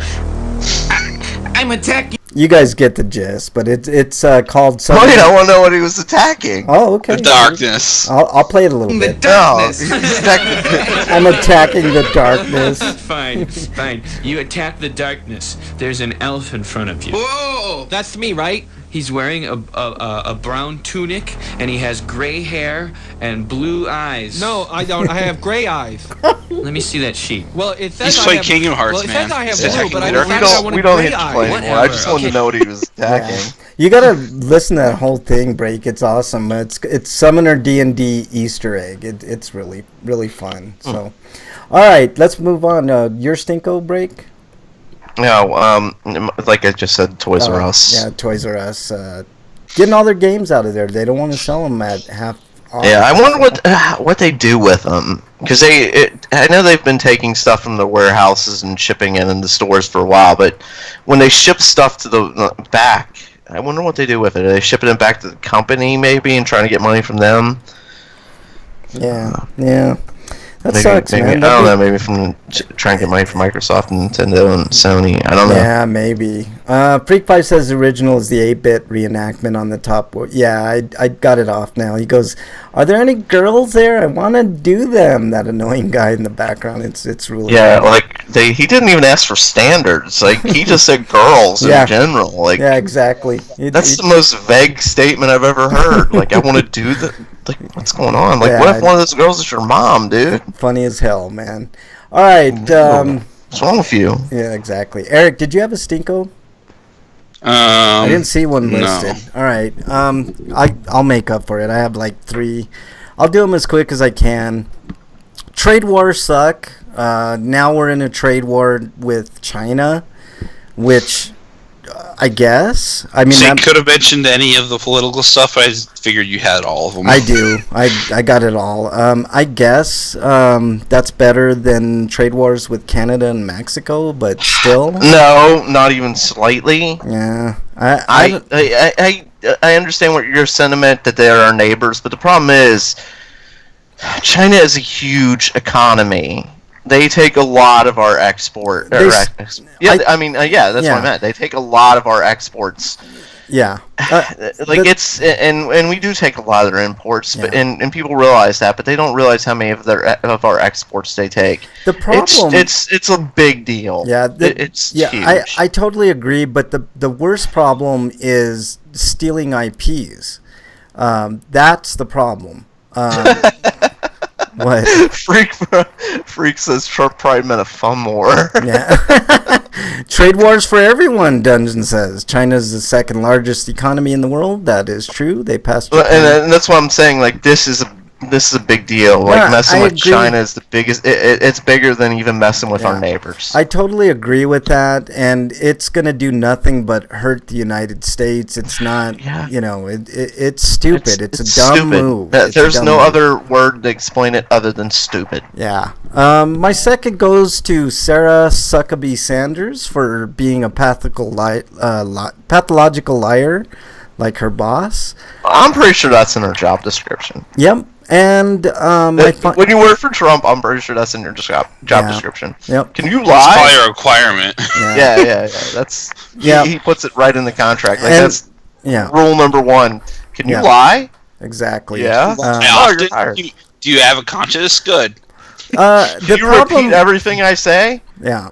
The problem. Sure. The problem with that position in particular is that you do have to lie. And if you're a moral person, which I think Sarah Sanders is not a moral person in any sense of the word, what is it? What are you talking about? She'll invoke the Bible. Yeah. What does it say when probably the best of the lot is a pathological liar? That I don't know. It's so screwed up. And then the final thing, last week I mentioned that we're now in the United States detaining kids in cages like dogs. And here's proof. I have a picture on the screen of a Texas dog kennel. What I liken to a dog kennel where this kid is whatever that picture, that's fake news. Whatever. Yep. And then you're looking at the picture. It's one of the most ridiculous things. Well, I read something about like them getting tents and making tent cities. No, hold on, Eric. I'll continue with it. This picture says this is the most un-American picture ever. I agree, but here's where it's really sad. Okay, you got this picture of this kid. He's looking at a TV, which that's good. They have a TV there, but you have an authoritarian figure inside the cage with this statue. Yeah, and it should be very, very concerning to anybody that's an American. This is not what this country is based on. Our country was supposed to be a beacon for people to come in and contribute and become have we not learned anything from like the shit we did? I don't care if their parents years ago. You don't separate them for their parents. Even if you want to separating them, putting them in cages like they're animals is ridiculous. Yeah, that's even worse. Yeah. And not only that, like, there's lots of studies to prove that if you separate a kid from their parent, at an early age, it fucks with their minds. Somebody, I saw something on Twitter. Somebody made a joke, and I can't remember what the joke was, but the basic gist was like the same people who are okay with this are anti-abortion. Yeah, that's true. They're saying like that's murder and like you can't like the kid has to be with the parent and stuff like that basically whereas here they're like you can't have these parents two can't they can't do that. You gotta follow the law. By all accounts, like they're being treated good. Like they're not. This is the kind of shit we've done before, haven't we? Learned from our mistakes as a country. No, we haven't. A lot of Japanese people still hold some big time resentment for being in internment camps, and that's what this country has come to. We are now putting kids in cages like dogs, and this makes me sad to be an American. I know. Yeah. Well, not to mention that ICE is just looking for excuses to get rid of people, even though they've been here for forever. But here's the thing, like, I would prefer to get on these airwaves and say I'm proud to be an American, but how can I say I'm proud to be an American when we do shit like this? You know what I'm saying, Break? Like I don't know how else to put it. Like, can you imagine as a little kid being ripped from your mother's arms? There are reports of infants being ripped from their moms and dad's arms and then have to go to court. There was literally a 5-year-old that was standing in front of a judge to get his sentence. And I'm like, these people aren't criminals. They're refugees. They're seeking asylum. You know what I mean? It blows my mind. I'm looking at pictures now, and it just makes me sad, man. Like, I don't know what else to say. Trump's immigration policies make Japan's isolationism look quaint. Yeah. And if you don't think we're in a dictatorship, this it's not like that. I don't know. Like, they were dragging people from their homes then, but yeah. At the same time, like, yeah, I don't want to compare the two, but I was just saying that, like, haven't we learned? Yeah. Why can't we learn? Like, putting people in cages is inhumane. What exactly? It's simple as, unless they're, unless they're a criminal of some sort, you know. Yeah. But putting children in cages, what the fuck? Yeah. Why? I mean, if we're gonna send your parents over there, and we're gonna, hey, look at that cage over there. Yeah, get in there, shithead. Yep. And get in there. Like, what the fuck? Yeah. To your point, Break, the next logical step is raiding people's homes and putting people in cages, including kids. And by the way, we have no idea whether Donald Trump has his way. Yeah. Apparently. And by the way, we have no idea where the girls are. All right, this is just boys in these fucking cages in Texas. So what's going on? Are they being taken care of? Are people inspecting to make sure that everything is on the up and up, and these officers are doing what they're supposed to be doing and not harassing the kids or traumatizing them further? Because that's what they are. They're traumatized kids. Where's the media at in this? Yeah. This is their job. Yeah, and you know what? To CNN's credit, I'm not a huge CNN fan, but they are trying to put light on this. And this is... we all should be out on the streets protesting this. I mean, if this can happen to these people, it can happen to anybody, and it sucks, and that's my ultimate stinko. It will always be a stinko. So that's my stinko. Yeah, why aren't soldiers going no? And we're gonna point our gun at you, Donald. It's ridiculous. Putting children in cages will always be a stinko. Yes, for sure. Let's move on to happier. I mean, if they're violent children, if they're torturing animals, I get it. But but these people aren't anything close to that. You know what these nothing close to that. Yeah, you know what these kids' crime is running. Being with their parents. Being with their parents and running with their parents away from oppression, murder, rape. Yes. Right now there is I think in the last couple of years there was a record number of politicians murdered in Mexico. Yeah. And those were politicians for the most part who were pointing out corruption in the system. And such like that. Like, that's... Like, Mexico's not a good place to live. No. And it's not even Mexico that these people are coming from. I can't blame anybody who wants to run the fuck away from that shit. There's parts of Mexico that are nice and wonderful. Yeah, and most of those places are tourist resorts, you know? Yeah. These people weren't even Mexicans. So I know Trump has it in for Mexicans, and he thinks that Mexicans are the devil. But I'm sorry. You're right. It isn't just Mexicans. Yeah, a lot of these kids, a lot of these people were running away from places like Colombia, away from drug lords and people that, like you said, kill and rape and stuff like that. It's shameful. We should all be ashamed as Americans right now that we're doing this, and anybody who doesn't, I have no sympathy for. Like, they are lost to me. Let's move on to happier things. Break, what is your Sweeto of the week? Oh, speaking of happier things, remember that judge who gave that Brock Turner rapist kid 6 months in jail. He only Yes, served 3, by the way. yes. Well, in a rare turn of a development, very rare development, the people of California band together and had him recalled.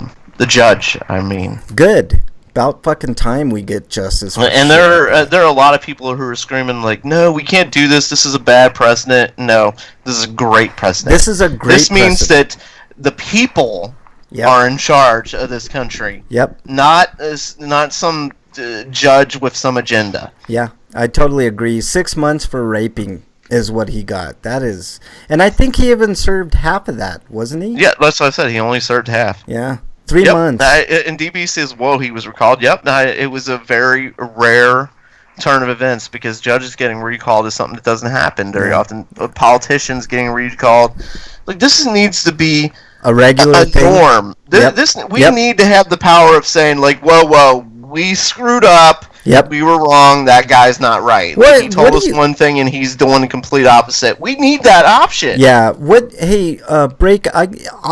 To further that point, do you think, like, I've been thinking about this for a while, do you think it would be kosher, like, any elected politician should have a year in review type thing, and people basically, based on the amount of complaints and or good things that politician has done, whether or not we keep them or not? That doesn't sound like a bad idea at all. Yeah. Every year we should. The judge's name is Aaron Persky. Yeah, fuck that guy. Piece of shit is what he is. And here I put a link in chat where it's basically two opinions, and you can see like one of the people is a judge, and they're saying like this is a bad thing. Like, no, fuck that. No, fuck as a citizen of this country. Yep, this is great. When you tell us, since I've been a little child, I've heard for the people. Yep, by the people. People, for the people, by the people. Yep. Everything. I just heard more bad news. Apparently the U.S. is going to be a withdrawal from the UN Human Rights Council. Oh, wonderful. So we no longer are interested in people at all. We hate people, according to that, Eric. Yeah, great. Yeah, great. Eric, what is your sweeto? The free lunch. Oh, cool. Did I get your sweeto break? Did I pass over? No. Oh, yeah. Go on. What's your sweeto? Mine is that Paul Manafort's in jail. A criminal. This guy is as dirty as they come, and it ain't gonna be long before he fucking turns. I'm telling you, this guy in prison, Manafort, he's not a hardened, type of person that's not gonna turn on Trump. So the end is very, very near for Trump, and that's my sweeto for the week. You can't fuck with witnesses, and that's what he was doing with encrypted phones and apps and shit like that. And he had to have known that they were, they had him in their sights. Manafort is an idiot, and that could be the beginning of the end for this presidency, which I think would make everybody happy, or at least a little bit better. No lulls this week. Let's do our free-for-all, guys. E3 impressions. What were you most impressed with? Any notes that you want to give us about E3? And then the all-important question, who do you think won E3? And I'll start with Brady. I hate that question, but I got a list of shit, so you might want to start with Eric. Okay, Eric. E3 impressions. I saw a lot of interesting stuff at Microsoft's, but almost all of it I could play anywhere else. Yeah. I agree. Microsoft. Let's see. I'm gonna say Nintendo just because, like, I felt like everybody was a little bit underwhelming, but out of all of them, I was the most interested in what they had to show. And even though they didn't show much, there were like a couple things that I liked about it. Yeah, I thought we were talking about what we saw there. I didn't know we were going to write in called Daemon Ex Machina, where you play as mechs, and it's kind of like the unofficial sequel to Armored Core, but it also is got this crazy angle to it that also reminds me of Zone of the Enders, and like maybe I guess Sunset Overdrive. Yeah. Later, Freak. Thanks for joining. Have a good weekend. Thanks for joining in the show today. Break. We're just. It's just kind of a hodgepodge. Oh, okay. Well, if you're knowing who we think we won the show, I think most of them were were very underwhelming. I will say Sony and their whole Norman Reedus walking simulator game and the music that was going on during I don't know the if it's a show. walking simulator, but they did Really, show because a there lot of wasn't any other walking. gameplay. It was Yeah. just walking and Yep. cutscenes. Yep. I'm pretty sure it's a walking simulator. It's a very stylish walking simulator. Yeah, it's a very pretty walking simulator. It is. I mean, It's also got umbilical cord baby fetus. Yeah, exactly. yes, like it was the weirdest demo ever, and I like the premise that Sony was going with. Like, instead of showing you a ton of games, let's go like deep dive into games. Yeah. There's just problems that some of the games they went into weren't interesting at all. Yeah. Some were, but I'll get back to that in a minute. And the Last of Us 2 is just reminding me that, like, as I get older, I'm just getting less and less interested in ultra-violent games. I'm not as interested. I can handle ultra-violent games, but I think they have too many of them. It's like, yeah, the homology is getting to me. I guess for me, it was just like it was just I'm just not that interested in stealth games. Yeah. That's why I wasn't really interested. And it looked pretty, and it was interesting gameplay. Like it seemed like very like a realistic type setting, for the future, apocalyptic future, so to speak. You know what I mean? But it meant like the interactions seemed very realistic. Also, the voice acting for that Tsushima game is pretty bad. Yeah, but the game looks great. That's what it's like, matters. I think Phil Lamar's like doing voice talent to the game, but I don't think his voice works for a game like this. When I think of Phil Lamar, I think Samurai Jack, and that's goofy, and this is realistic. Yeah, but the game looked good. He does good stuff. Like I like him. But he's also not Japanese, and I think Japanese people should be doing Japanese roles. Yeah. Well, I get that, but I'm saying like it's as far as Phil Lamar goes, I think he's done the best Green Lantern that we've had so far. Yeah. I couldn't agree with you guys Are you talking more. about from Justice League and Justice League Unlimited? I just mean of all the cartoon Green Lantern voice actors we've had, his Jon Stewart was better than all of them. Yeah. That's what I'm saying. And Dungeon Buster says, I wonder if Ghost of Tsunima would have a Japanese VO as an option. That was one of the really good games I saw there. It is going to, but the Mongolians should also be speaking Mongolian, though, and they should have that in subtitles. Yeah, for me, the problem with Sony is there were only 2 games. It's like a lot of the voice actors sound like a stereotypical Japanese Asian accent, and it sounds racist. Yeah. Well, no, I don't. That doesn't sound racist to me. That sounds like them. Like, I don't know. Like Japanese and like Chinese people pretending to be Mongolians but speaking in English. It just doesn't work. It doesn't work. It's never worked. It always sounds vaguely racist. Yeah. I couldn't agree with you guys more. I think everyone was underwhelming, although I was slightly impressed with Sony's press conference. Like you said, Break, they kind of went in depth.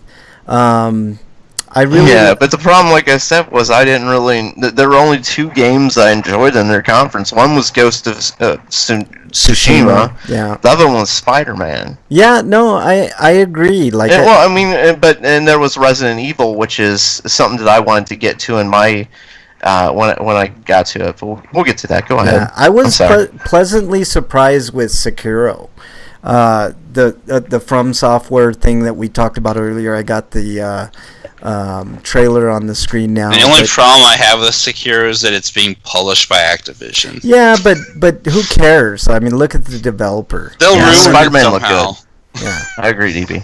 I want to Spider-Man buy did look good. Spider-Man. Spider-Man looks good. I don't see any. Spider-Man does look good. So moving on, I said what my favorite two of the Sony were. Nintendo, they spent a lot of time. They did have their little sizzle reel, which only I most guess most of the best parts of Nintendo were from the Treehouse segments that they did after the Direct.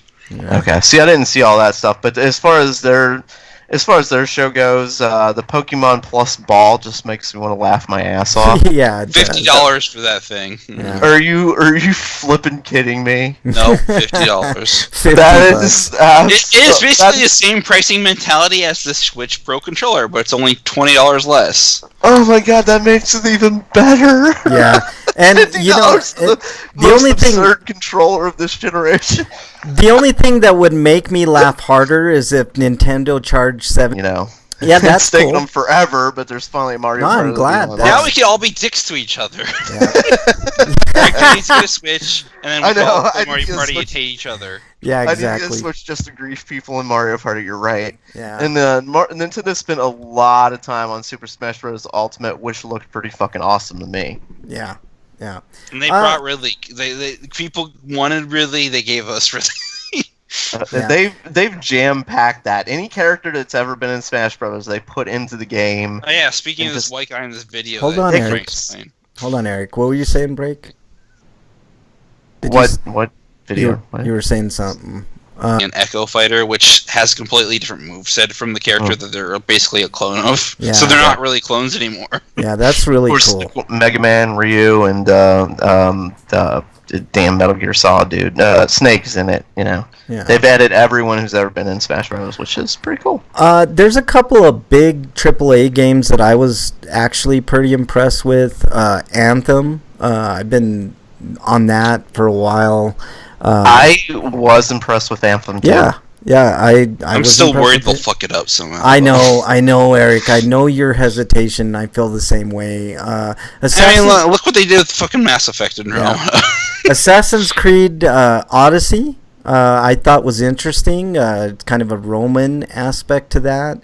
I totally agree with you, Break. Greek, not Roman. Greek. It was Roman. It was definitely Greek. Oh, Greek. Okay. I totally agree with you, Break, on Death Stranding. I mean, walking simulator. Of Norman Reedus' fetus. Yeah. Maybe the story's about how Norman Reedus had a baby in it.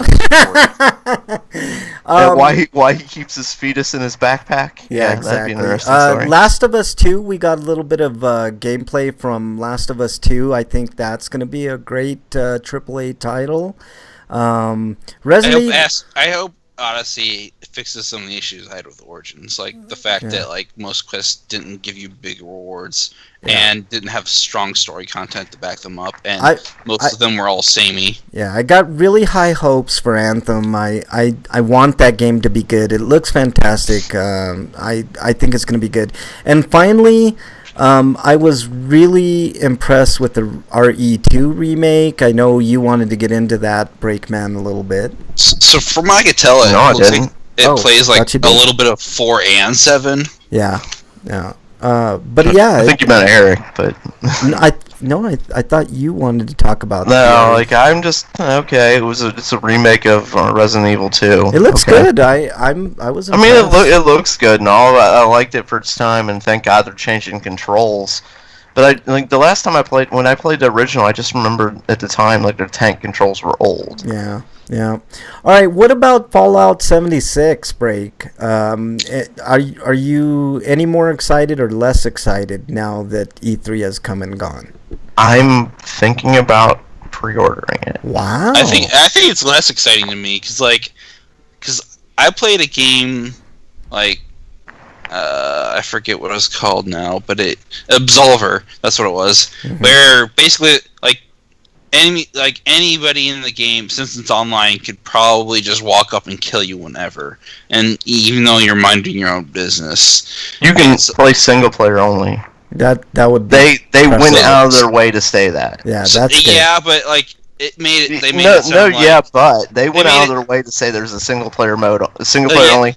They would prefer you play multiplayer, but for the people who want to play single player, it's there. So that sounds to me like if you try to play single player, it'll be a lot harder. Yeah. Well, I don't Instead know. of like having separate single player services with games balanced for that server. Yeah. But I Well, like. to me, it sounds like, as somebody who played WoW, it sounds to me like they really, like they're people like me who are, for the most part, we just solo play. Like, and they're like, yeah, we're glad you're there, but we really prefer if you group together. Yeah. if it's like Star Wars Online, where you could just be a merchant if you went, and people don't have to bother you, you don't have to participate in anything, that'll be fine. But it sounds like it might not be quite that all the time. Yeah. Well, I was thinking about pre-ordering it, and if you pre-order it, they're letting you early access to the beta, which is their, what do they call it, the break it beta or something, which is a pretty great idea. I think it's I'm worried that the ability to shoot nukes will have a destabilizing effect on the game. And again, that might be their point. I'm sure they've taken care of that in their own way. They're not just going to release. Well, this is Bethesda, so it'll probably break and they'll know about it. Yeah, well, and that's part of the point of pre-ordering. If you pre-order it, you get into the demo, or the beta, which they want you to find bugs so they can try and get as many of the bugs out of it as possible. Which so I'd be excited about Doom Eternal. Doom and what? Doom Eternal. There wasn't much to that. It was just more of an announcement. Yeah. Dungeon says it looks like there might not be NPCs in Fallout. Yeah. So that's interesting. They did say that everyone was going to be playable. So it does sound like you were saying, being a shop merchant. Like, it sounds like some people will be able to do, like, you will be able to do the kind of stuff. Hopefully. Yeah. But I was thinking about pre-ordering it, so maybe we need to find out more. Yeah. Exactly. I need to find out more about Halo Infinite. Like, is Halo Infinite Halo 6, or is it like ODST? Well, or is it going to be like a Battle Royale? Because if it's Battle Royale, I'm not interested at all. Well, I was gonna since I talked about my impressions of Sony and Nintendo, I was gonna get to Microsoft, and they opened it with their Halo Infinite, which was just a tech demo for that fucking engine they're talking about. It's nothing to do with the gameplay. We have no idea what's going to be in Infinite. Basically, they said they want to go away from the number system, so this is why they're calling it Infinite instead of Halo 6. We're probably not. Once you go to Infinite, where do you go from there? It's like maybe you should have picked another name. Yeah, BioShock yeah, no shit. They're gonna. So this is one of my biggest disappointments of the show. And the reason I was really most disappointed with, this is one of the reasons I was disappointed with Xbox. I kept waiting for them to get back to Halo after they announced it, and then I found out after they did their show from 343 Studios, and Jesus, I can't even talk right now. It was just a tech demo of the engine that they have. So Halo 6 next year. That means they're gonna have tiered. Tiers for like the next console, where you can get this at everybody fails in regards to like the representation for different diversity groups, like people of color and such like that. Either within just doing diversity in the first place and then having inclusion. Conference. Yeah. I didn't get to watch most of that one. So okay, so I watched all of them. I made sure I caught. And Ubisoft was so boring, I didn't pay attention. They are such a weird. Their show is always an interesting conference. You know what? Maybe I missed it, but I did not see anything on the Walking Dead game. I was kind of interested in that game, and I watched a video of it. Hopefully, it's better than that other one that came out. Yeah. Yeah, I don't really have a good understanding of what the gameplay is of that. Yeah. That was probably my biggest disappointment, is not seeing any gameplay. But back to Microsoft, they also announced there's going to be the free game for everybody, Captain Spirit, which is going to be coming out on all consoles. I just wanted to mention that. Yeah, that's the Square game. Yeah. That's cool. What else did they have that was really cool? Microsoft had that Forza 4 with their seasons. Mm-hmm. Yeah. That looked really neat. Now, I'm not a racing game fan, but I was like, oh, that's really cool, and stared at that. Forza's a great next game. Metro was announced, which is good. Yeah. What'd you say? Forza's a great game. Those are good games. I'm not a big racing guy, but I do like the way that's shaping out. Looks good. Another big disappointment for me. I didn't see a lot of RPG stuff. I mean, other than Kingdom Hearts 3, that's... most of that stuff was off to it wasn't in the conference, but if you watched other videos, there was some... If you watch streaming stuff on the show floor. Yeah, there was a pretty good amount of RPGs. It just wasn't the main show type stuff. Yeah. And back to Microsoft. Yeah. Go ahead, What back were you to saying? Microsoft. I was gonna say they have the I don't know. I think today is the Game Pass. Yeah. Whoops, that was yesterday. Sorry. Yeah. Let me see here. They also had a game called Jump Force. I want to see more of that one. Yeah. That looks awful to me. Had a game where all your choices matter, so I want to know more about that. Yeah. Mm-hmm. They had Just Cause 4, which looked like a lot of fun to me. I like blowing stuff up. Then Far Cry. the show. Yeah. What's that? Far Cry 5 Vietnam DLC. Yeah. Wyland says as long as Forza Horizon 4 isn't steaming pile on PC like 3 was, he'll be happy. Right. And then Microsoft, while I was waiting for them to talk more about Halo Infinite, they got into their Gears section, and they've announced a bunch of Gears stuff. Yeah. Like the Funko one. Yeah, the Funko Gears. That one was a shock. There's the Gears Tactic game, and then Gears 5, where apparently they've switched to Kate as the main character now. I mean, that's nice. That's at least some good representation on the game side, even if the conferences themselves were like all white dudes. It was a problem with like this, like it's more Gears, and it just looked like more of the same. Yeah, I know. At this point, it's kind of Gears fatigue. I like Gears. Are they trying to do a decent story this time, though? They've said that before. Yeah. Yeah, they always say that, man. They always say that. So their show, like, there's disappointed me. I didn't like get the Halo announcement I was hoping for, even though there were some cool announcements. Obviously, we had the Squinix show, and their show was weak as shit. I don't know even why they bothered showing up. Yeah. That was such a disappointment.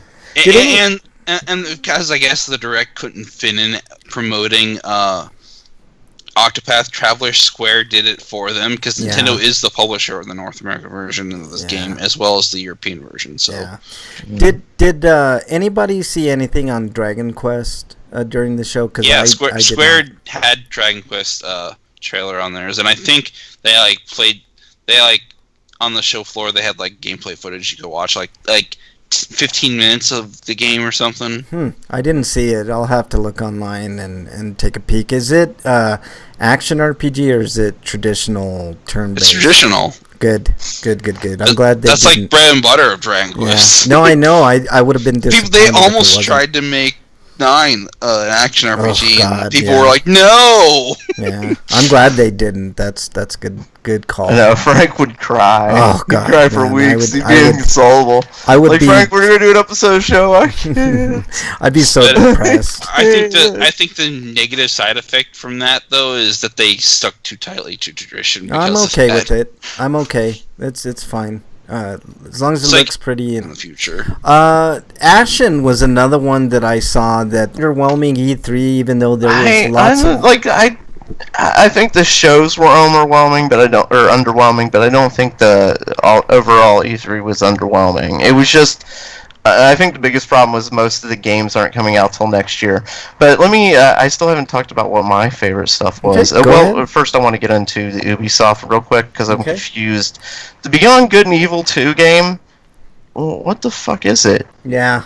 They say it's an action RPG, but the thing that bothers me about that is the whole hit record thing where they're basically there's a bit of controversy with that, or they're basically trying to get free labor out of trying to make these people compete with each other to develop art for the game. Oh well, I was gonna say as far as I didn't see anything RPG-ish Yeah. in it. Yeah. Like this was a good for back when it was made was a good Zelda-ish type game. Yeah. And all I saw was a space shooter. Yeah. So Dungeon that's says why I'm kind of concerned. Dungeon says now it's a space opera. Yeah. It looks good. But, It looks pretty. I mean, that you have to say. It's just I'm really concerned because that's not what. Yeah. I mean, Well, it's yeah, but kind of the it's first game. you have to remember at the same time, it's like it's a sequel to a game. They are allowed to do a different style of game if they want.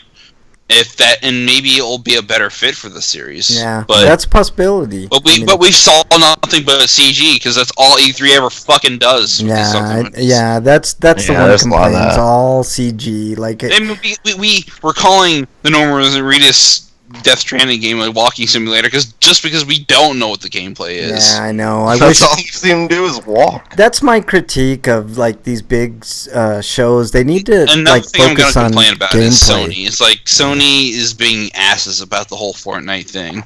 Mm. I don't know if anybody knows, but they basically have like shit-locked the accounts. If you had a PS4 account of Fortnite and then you went to Switch or something, they lock your account and then you have to make a new account on the Switch version because they don't want to play nice with cross-save. Because That Sony's a sucks. bunch of fucking assholes that feel like they need to control everything. Yeah. I also saw a game called 20 Minutes of Hell. I don't know if you guys had a chance to pick that or to look at that. Another thing, I really want to mention pretty. another thing before you go on, because Okay. we only have a little bit left. But I was kind of disappointed there was no price drop announcements for the Xbox One X or the PS4 Pro.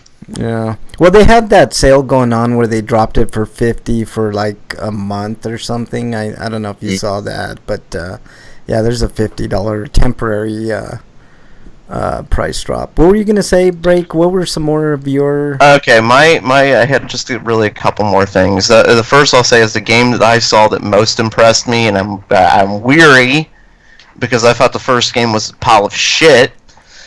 But the game that just like the demo that made me go, ooh, I would have a lot of fun playing Rage 2. Yeah, Rage 2 was kind of stole the show. I agree. Rage 2 kind of reminds me of what Borderlands probably should have been. That and also, oh god, there was another game. Days Gone looks really good to me. I don't know. It just looks kind of fun and different. And there was one more that was kind of impressive to me. I mentioned Anthem. That game looks. Yeah, Anthem It did really look does fun. look good. But for me, I was watching Rage, and I really remember playing the first game, and I'm like, God, that first game just sucked. But I'm watching a demo for the second one, I'm like, God damn, that looks fun. Yeah. Shit. You know what else looks interesting? I might not play it, but Dying Light 2 might surprise. Might surprise people. I mentioned that one. Cool, because the choices you make during the game. He says DB says he hopes it doesn't have as much repetition as Mad Max did. And he said Dying Light is also fun. Oh yeah, the new Metroid game looks interesting too. Yes. I didn't see the Metroid game actually. That was at Microsoft. So it was like one of the first games they showed. Yeah. Okay, maybe I did see it and I don't remember. The faux Russian accents also bother me there for the same reasons that the same reasons that the Asian English accents bother me in Tsushima. Yeah. That's another game that looks really good, Tsushima. I'm really impressed with that. But for me, what took the show for me was Sekiro. Oh yeah. There's also one new Platinum game called Babylon's Fall, which it was a teaser, so we didn't see much of anything. But Platinum's does good stuff usually. Yeah. For me, Rage 2 and Fallout 76 were the games of the show. Of course. I would expect nothing less from you, Break. But yeah, for me, it was Sekiro and Tsushima. For you, Eric, what were a couple of the games that you're most excited for? Neo 2? Resident Evil 2. Yeah. Neo 2. I mean, I never played Neo, but Neo looked fun. Yeah. I could probably just skip Neo and go to Neo 2 and it wouldn't be a problem. But Yeah. Probably. I mean, it looked like a lot of fun though. Yeah. maybe it does maybe look the fun. game won't have the issues that Neo got when it went to the complete on Windows and they completely fucked up the balance with an update. Oof, yeah. All right. All right, guys. Well, I got one more thing. Oh, I got one more Go point. ahead. Who did you think won the show? Eric said Sony. I'm gonna say the trite thing that Black Wolf always says when the gamers, I guess. Right, gamers won. Okay, what about you, Frank? I definitely think it was Sony. I mean, if you just go based on games, I mean, sure, a lot of them were AAA experiences and stuff like Spider-Man and stuff like that. But I was more impressed with their showing than any other company. I mean, Anthem looks really good. I know it's gotten a lot of flack, but wait till it comes out before we start, Cyberpunk as well. Cyberpunk didn't show much. I was disappointed that they didn't show more, but yeah. Yeah, I don't have... 5, that's another thing I'm interested in. Man was a big part of that. Mm-hmm. And Ryu showed up, too. Yeah. So, again, Capcom taking Nintendo. And then they were Smash DLC, or Ryu was Smash DLC character. Right, Yeah. and he's now completely in the game because they brought all those characters. And then where was I? Sony, they did. Wait, what Sony have? They Spider-Man. Yeah, what they have? No, that's the Tsushima. Capcom. Their big Capcom game was shit. What was that again? I forget already. Monster Hunter. Well, there was Monster Hunter, but what?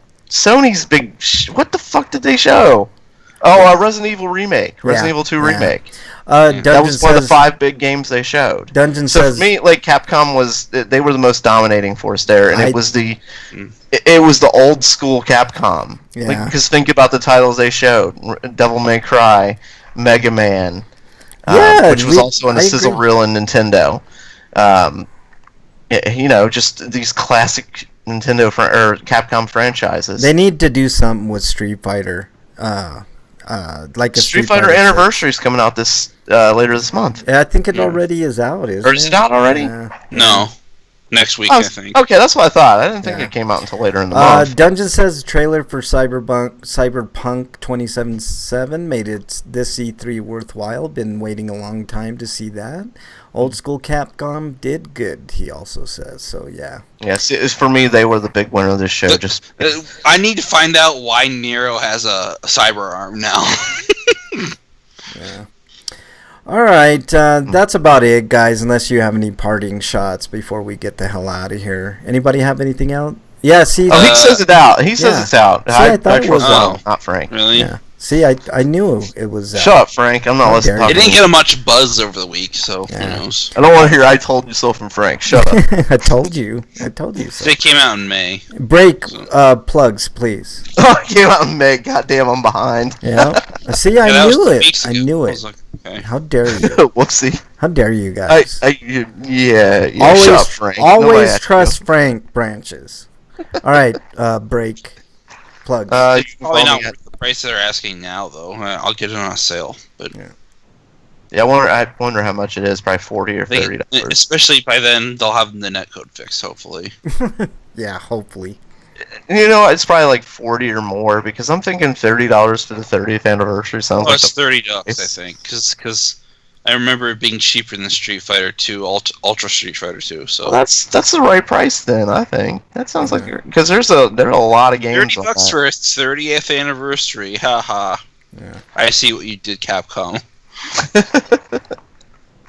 And you can follow me at break_ and on Twitter break_man and it's 40.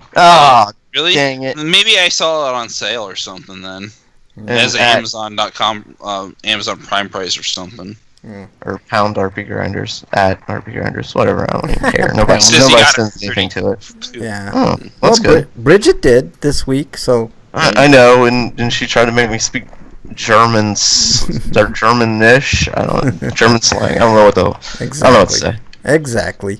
It would. Sometimes I might get impatient, but for the most part, I'd be like, "Hey, whatever, fucking. You're doing your thing. At least I get the TV."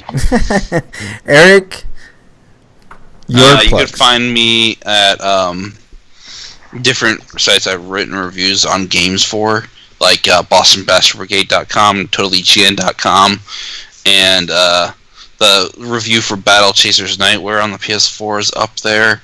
I had a few more, but it was E3 week, so that never happened. Twitter at EricRPG. Awesome. And then there's my Patreon. Oh yeah, don't forget that. Just if you like what I wrote, then feel free to give me even just something as small as $1 to support me. Yeah, exactly. Support Eric. He's a good writer. He's been writing reviews for a long time, and he's really good at it. I forgot to mention Code Vein. Code Vein's going to be good. I heard from some people that were playing it on the stage floor that it's rough. Yeah. Well, I mean, they still got to polish, but... well, I don't know. It comes out in September. It's only a couple months. Yeah. All right. And you lose one of those months just so they can get all the product out. Yeah, we'll see. So they've got like less than 3 months to fix it. Yeah. All right. And they'll probably fix it after they launch it because that's how people do things now. Yeah. All right. You can follow me on Twitter at Frank Branches. You can also follow the show at RPGrinders. Send us your if you need dating advice, I'm sure Break would be more than happy to oblige. Or anything else, anything game related or otherwise, send it to RPGrinders. We'll say it on the air. Thanks to the chatters. Dungeon was in there. Wyland, of course. Freak 5 was in there as well. And Bridget was in there. Thank you guys so much for joining the chat today. If you want to join our chat, we're live every Friday, 7 Eastern Time on Twitch and on YouTube. So join the fun. I have both chats open so I can get either chat going, and we'll interact with you there. And that's about it. Anything else, guys? Have a good weekend. You Break. And Father's Day is coming up. Yeah. On Sunday. So happy if your father's not a piece of shit, then treat him right. Yep. Happy Father's Day, and also if E3 is Christmas for gamers, does that make Miyamoto Jesus? Gamer Jesus? Exactly. Yeah. Take care, everybody. Stay safe this weekend. We want to see you back here next week. Happy Father's Day to all the Father's Day out there. All the fathers out there. Take care. Later.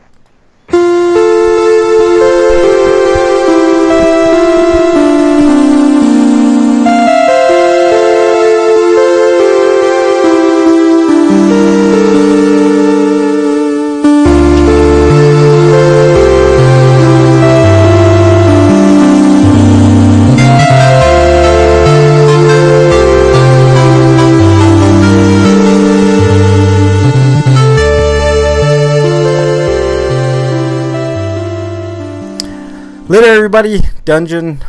See you later. Thanks, guys, for joining. Wyland, really appreciate it. You guys rock. You know you're the best ever. One thing that I'm confused on is there's a Hitman 2, but there was already a Hitman 2 years ago. So which Hitman 2 is this? It's a follow-up to the last Hitman game, which was pretty awesome. They called it just Hitman. And I played the first episode. It's really good. Later, guys. And I'm going to substream. Thanks a lot, guys. You rock.